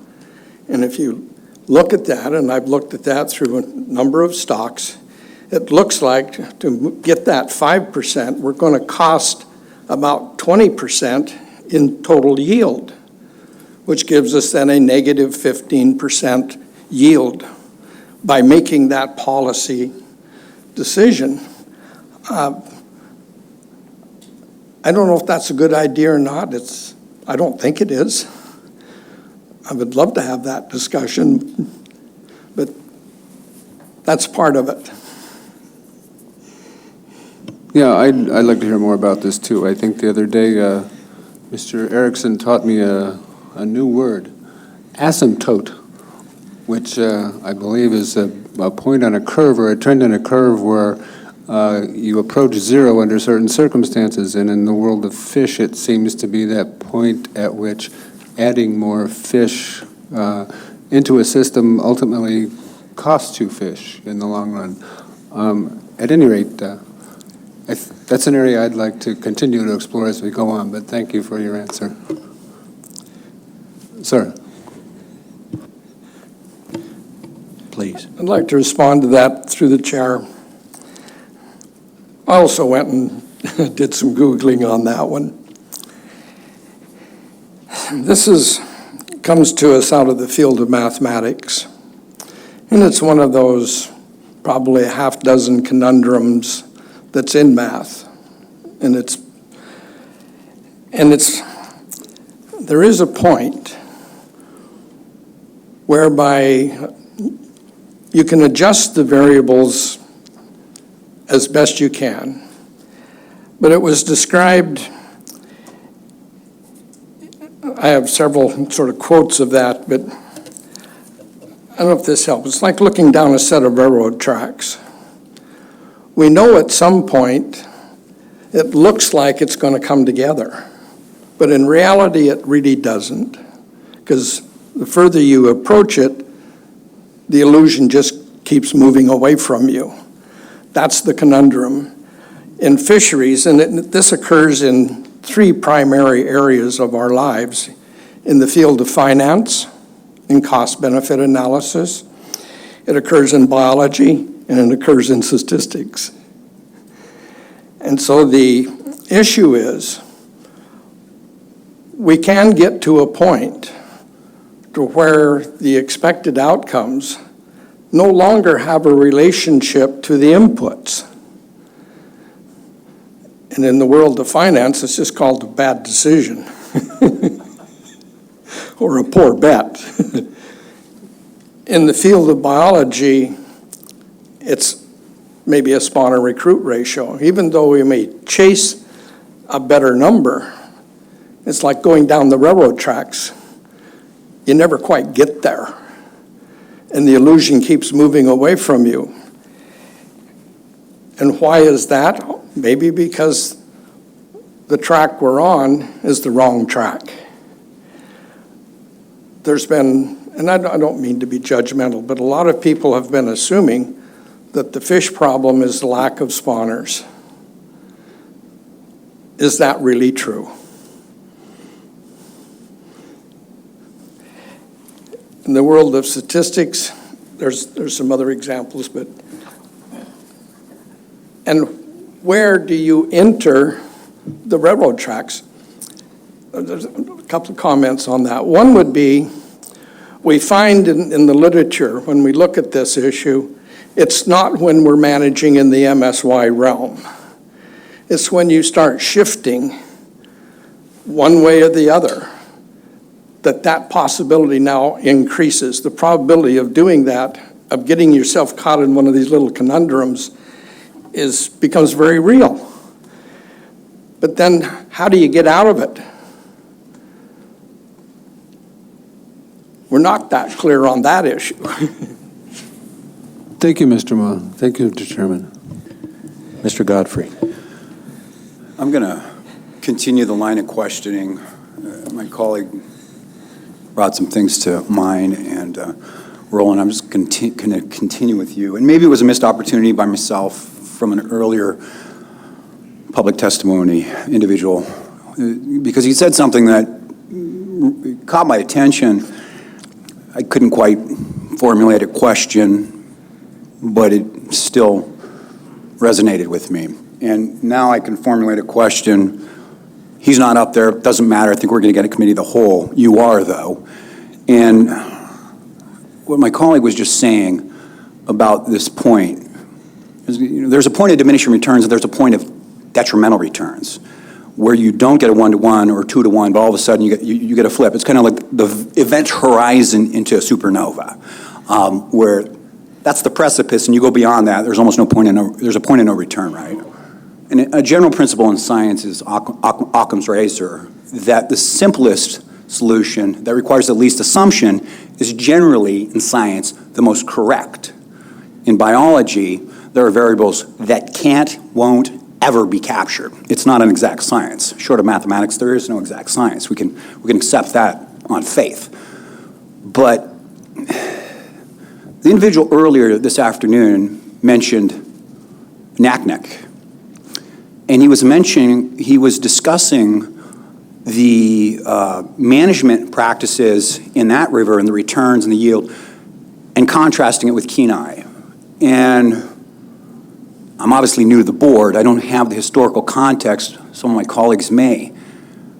But that was alarming to me. I know they're not apples to apples. They're not the same river, not the same system, not the same water, not the same geographic location. But they are rivers, and they do have salmon that return to them, and those salmon respawn, and the offspring come back eventually. So there's more similarities than the dissimilarities. and I probably need the state's biologist to edify me on this because I don't have the answer. But my long-winded diatribe here, I'll bring a question to you now, Roland. What is your opinion on the contrast with the Kenai and the recent management of that versus Naknek? Through the chair, Mr. Godfrey.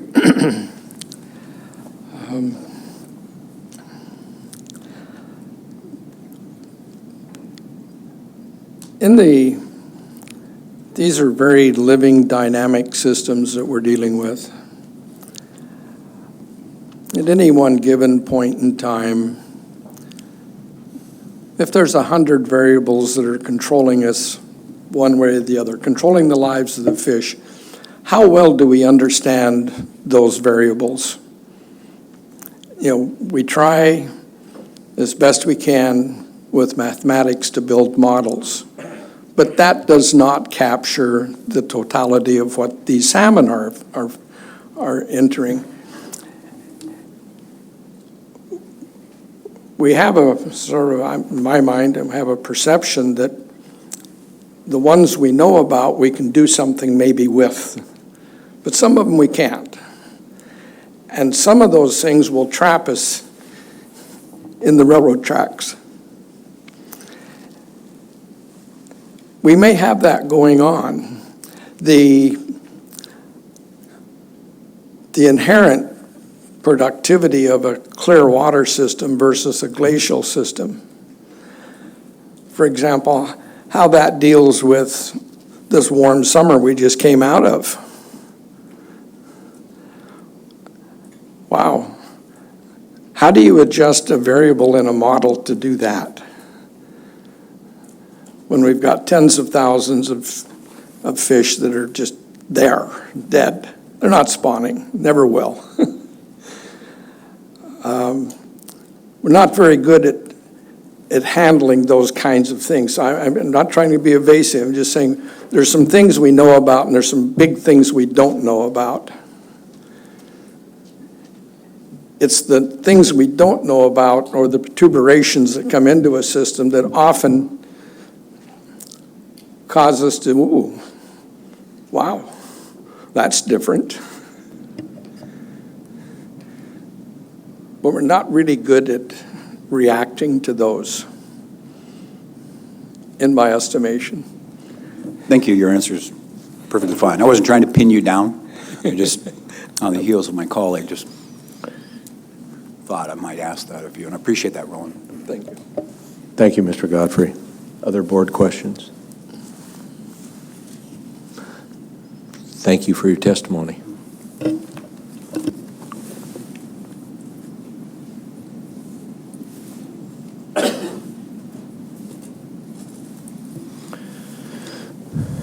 Next, we have Amber Every, Paul Shadura, Mike Crawford, David Martin, and Mark Spencer.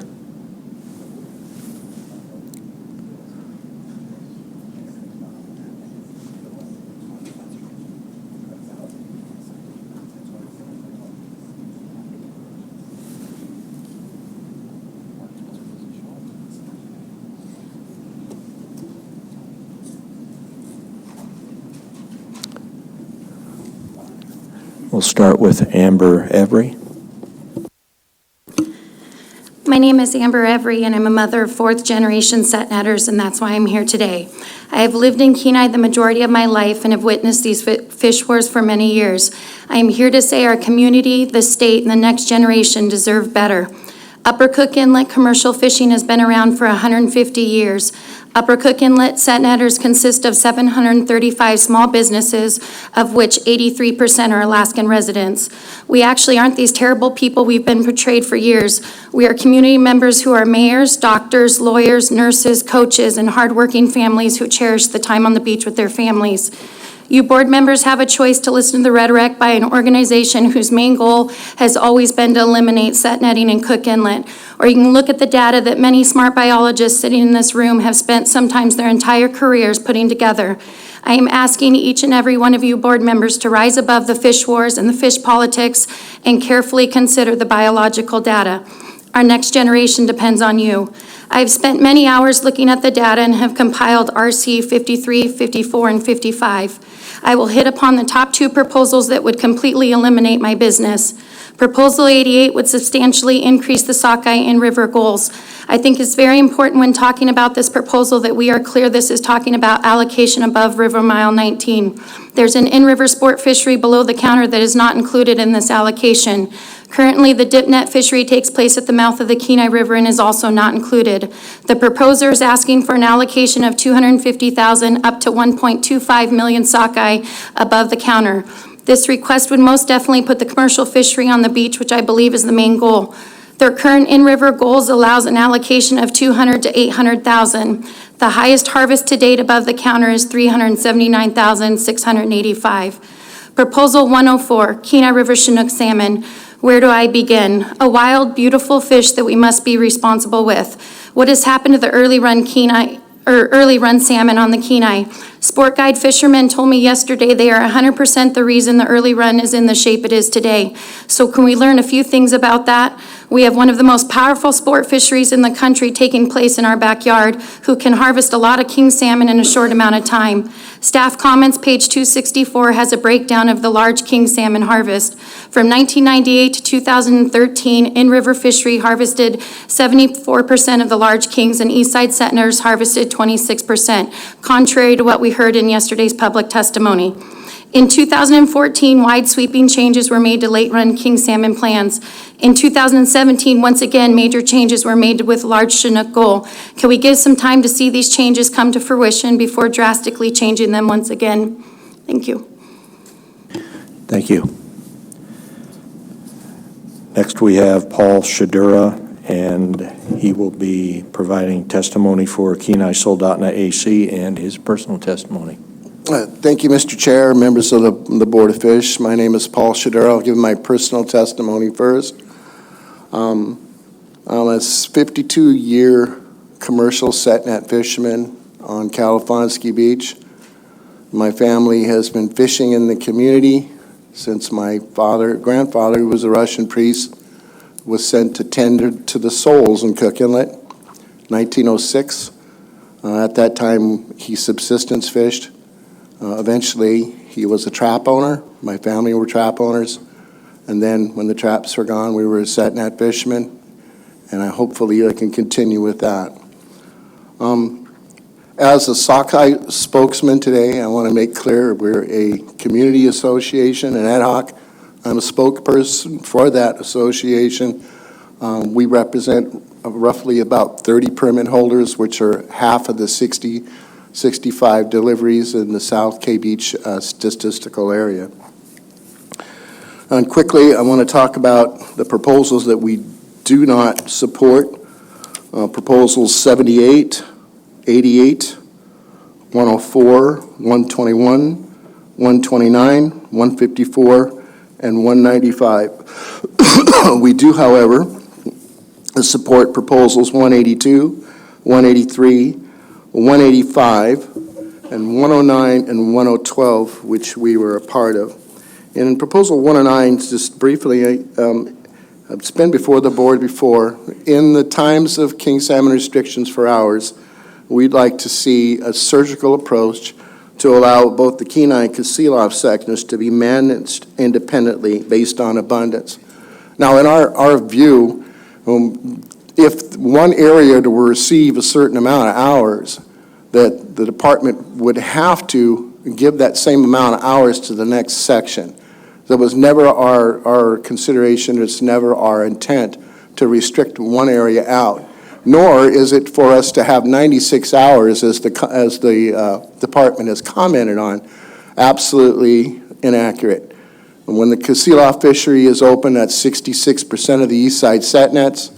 And when the Kenai section is open, that's the 34% left.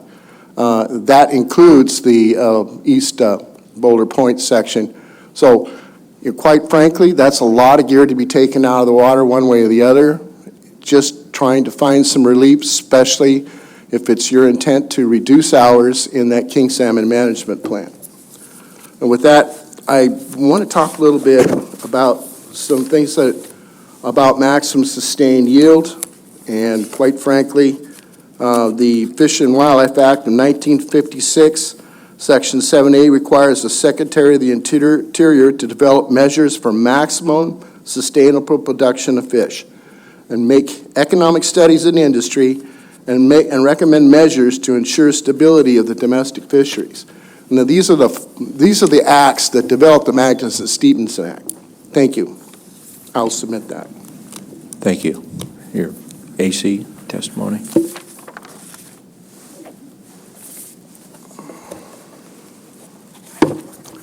Thank you, Mr. Chair. Today I'm standing in for Mr. Crawford, who's not here. I am the Vice Chair of the Kenai Soldotna Fish and Game Advisory Committee. Currently, we have 17 members, which that number does include alternates. We have designated seats. You've heard this before. We have 3 guide seats, and we have very strong parameters. We just reviewed those to establish the fairness of having those particular seats when we have elections. And we have 3 commercial fishing seats. And anybody else that comes in to the rest of the members of the group that have any kind of ties with the industry, with either the guiding industry or the commercial industry, are prohibited in filling any other seat on that board. That doesn't say that we don't have quite a few commercial sport fishing interests, because they're the general public and PU and hunting guides and so forth. So out of the group, I just wanted to commend that our group, on 47 other proposals, we were unanimous one way or another. And for us, with such a diverse group and such a tight situation, it's pretty phenomenal to have that kind of consensus going. So a lot of the other proposals, we have deep discussions and they're not always clear, but I just want to bring to the board's attentions, just like the Anchorage AC, sometimes as people we make consensus views, and we believe in that. Of that, probably want to comment a little bit about the fact that we're not having this meeting in the Kenai Soldotna area. We'd love to see you there. We understand you have another opportunity to vote for a venue change again here coming up, I understand. Hopefully you'll take it into consideration. We haven't had one since 1999, and we're really pretty reasonable people. You can see our ACs we have 18 meetings to do those proposals, and we're pretty adamant about and concerned about our fisheries and our game resources as well. So with that ends my report. Thank you. If you have questions, any proposals, I'll be glad to answer for the AC. Any questions for Mr. Shadur's AC testimony?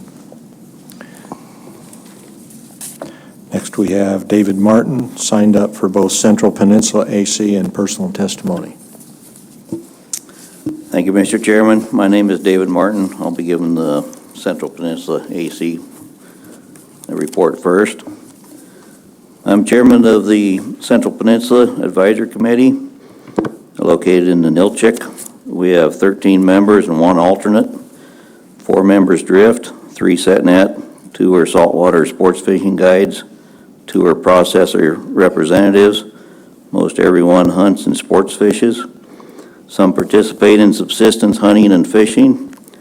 Our AC is very consistent in using the most reliable scientific data and biological information available that puts the fish and game resources and the habitats first in order to provide for maximum sustained yield and to maintain a reliable, sustainable fisheries that are essential for maintaining our livelihoods, businesses, and communities.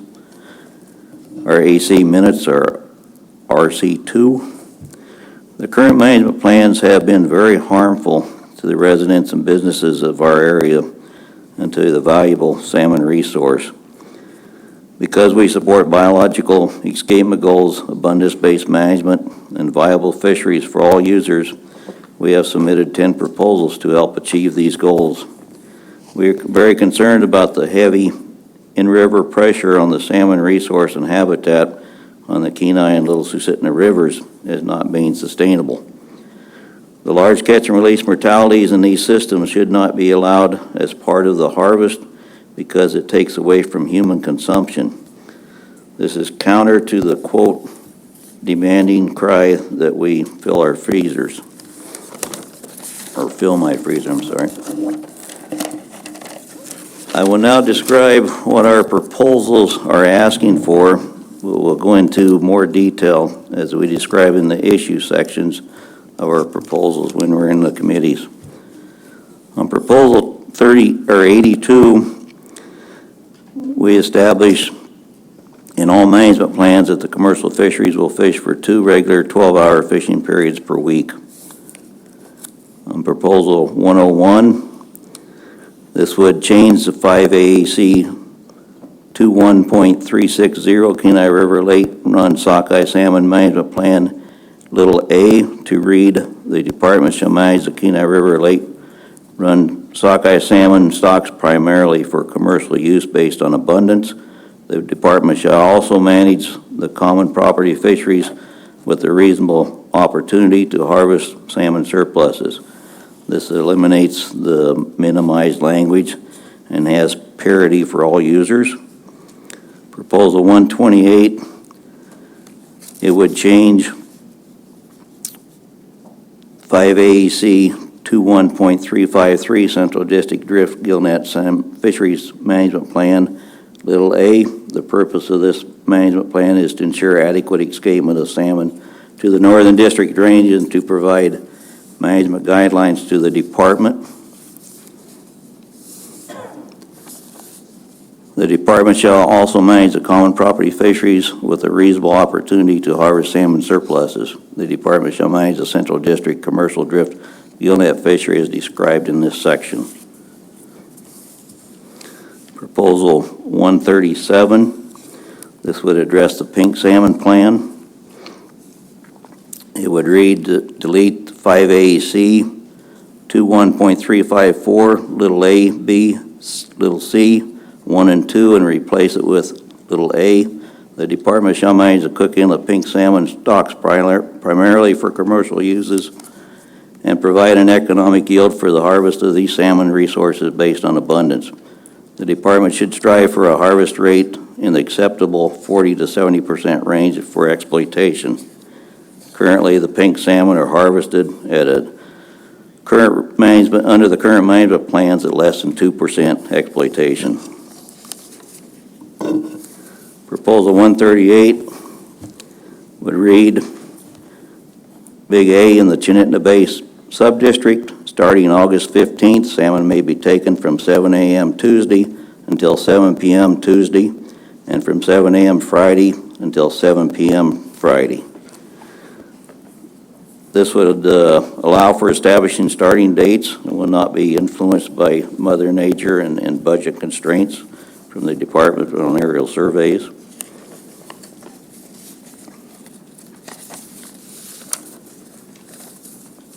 Proposal 141, it addresses the allowable gear on vessels.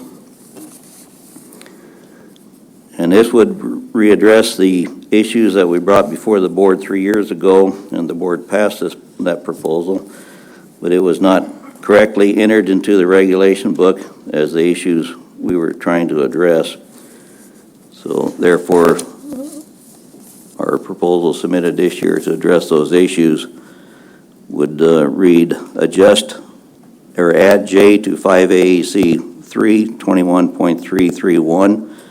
Therefore, 5 AAC 21.331J would read, notwithstanding 5 AAC 39.40, a vessel can have more than the legal complement of gear on board, but in no time can fish more than the legal complement of gear.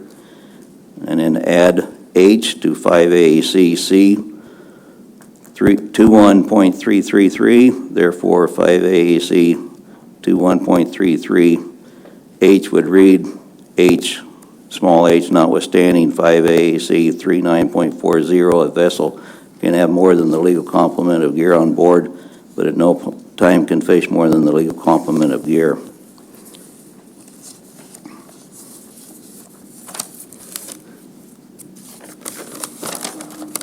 Proposal 150. This would address the Kenai River sockeye salmon catch and release fisheries by adopting the language. The Kenai River sockeye salmon fisheries is catch and keep. Every sockeye salmon caught up to the daily bag limit must be kept. Once the bag limit is caught, the angler cannot fish on the Kenai River for the remainder of the day. There is no release of sockeye salmon regardless of where the sockeye salmon is hooked, and no snagging is allowed. Proposal 186.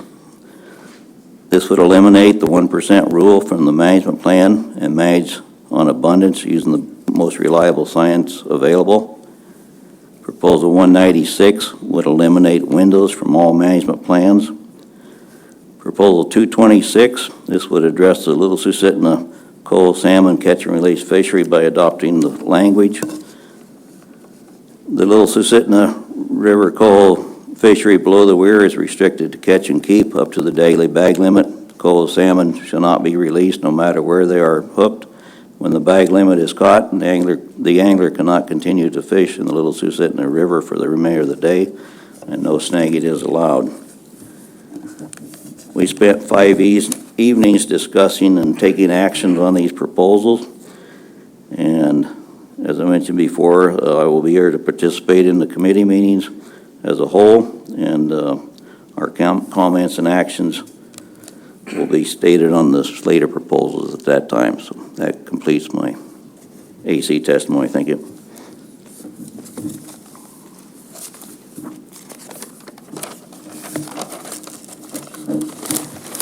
Right from my personal. Board questions for his AC testimony? Go ahead. Thank you. My name is David Martin. I live in the Clam Gulch area and have commercial fishing in Cook Inlet for 49 years. The current management plans and escapement goals are not in compliance with Alaska Constitution, state laws or policies, the Magnuson-Stevens Act, or other applicable federal laws. The best available and reliable science is not being used to manage the Cook Inlet fisheries or set escapement goals to produce maximum sustained yield. The current management plans are eliminating a viable commercial fishing industry and all the jobs and economies associated with that industry. Under the CFEC report on page 30, shows the average gross drift income is drastically reduced to a level of not being viable. People aren't getting into the commercial fisheries, especially the young people, because they will go broke if they do. Most major processors have left the inlet. Only 3 majors are left. Most all small processors are gone because the management plans deprive them of enough salmon resources to be profitable. The commercial fisheries permit holders are predominantly Alaska residents, 74% for drift and 84% for set net. The participation in both drift and set net permit holders are down substantially. The drifters are down by about 1/3. I would like to direct the board to pertinent information under petitions and RCs that will give the different perspective and information for your decision making. RC 16, a petition to reject the department's escapement goal recommendations for the Deska River, east side Susitna River, Talkeetna River, and Yetna River. RC number 9, again a petition to reject the escapement goal recommendation for the Kenai River late run sockeye. RC number 19, a petition to review and reject the department's escapement goal recommendations using the percentile approach, as most goals are being shifted to the right of MSY. RC 19, Kenai River salmon stock assessment methodologies to use the best available science. RC 20, Kenai River late run sockeye salmon mark-off table for brood years 1969 to 2012. And finally, RC 35, which was a department presentation. It is full of the department's data that dispels many of the inaccuracies, the accusations against the commercial industry, and the proposals to further restrict commercial fisheries and set escapement goals outside of MSY. Thank you. Thank you. Mark Spencer. Let me turn on my microphone. There we go. Mr. Chairman and board members, State of Alaska staff members, my name is Mark Spencer, owner and operator of AK Expeditions. Since 2013, we've been operating dipnet charters on the Kenai and Copper Rivers. Our clients are your friends, families, co-workers, and most importantly, they are Alaskans. We oppose Proposal 163 and support all other personal use dipnet proposals for the Matsu. This proposal, 163, would deny safe access to Alaskans who do not otherwise have access to a boat, the know-how, or choose not to wade in breaking surf or risk playing bumper boats in order to catch their fish at the mouth of the Kenai. Our dipnet charters provide safe access to a fishery in a vessel that exceeds all of the U.S. Coast Guard minimum requirements. We hold a U.S. Coast Guard 5-star safety rating and master's credentials. We hold all applicable licenses, permits required by the state of Alaska. In short, you get a professional mariner, not a weekend warrior to safely navigate the hazards and perils in these dipnet fisheries. Our clients present their permits, their fishing licenses, and IDs before boarding the boat. We ensure permits are correctly filled out before leaving the fishery, enhancing compliance. In closing, restricting access to the fishery for those who choose to participate in these fisheries by chartering a boat is simply wrong. It would prevent Alaskans from accessing this fishery and put people in situations they are not well suited for. Thank you. Thank you. Board questions? Thank you all for your testimony. And it looks like that concludes our public testimony portion of the meeting. We're slightly ahead of schedule, so in lieu of taking up committee of the whole in the remaining hour of the meeting here, we will pick that up tomorrow morning at 8:30 a.m. But before we convene for the evening, I would like everyone to note that the board intends to move proposal, or not move, but bring proposal 196 from committee of the whole 4 to the last proposal in committee of the whole 1. Again, that's proposal 196 from committee of the whole 4 up to committee of the whole number 1 as its last proposal, just so everyone knows in case someone's going to be here tomorrow for that particular proposal. So we'll see everyone tomorrow morning at 8:30. Have a good evening.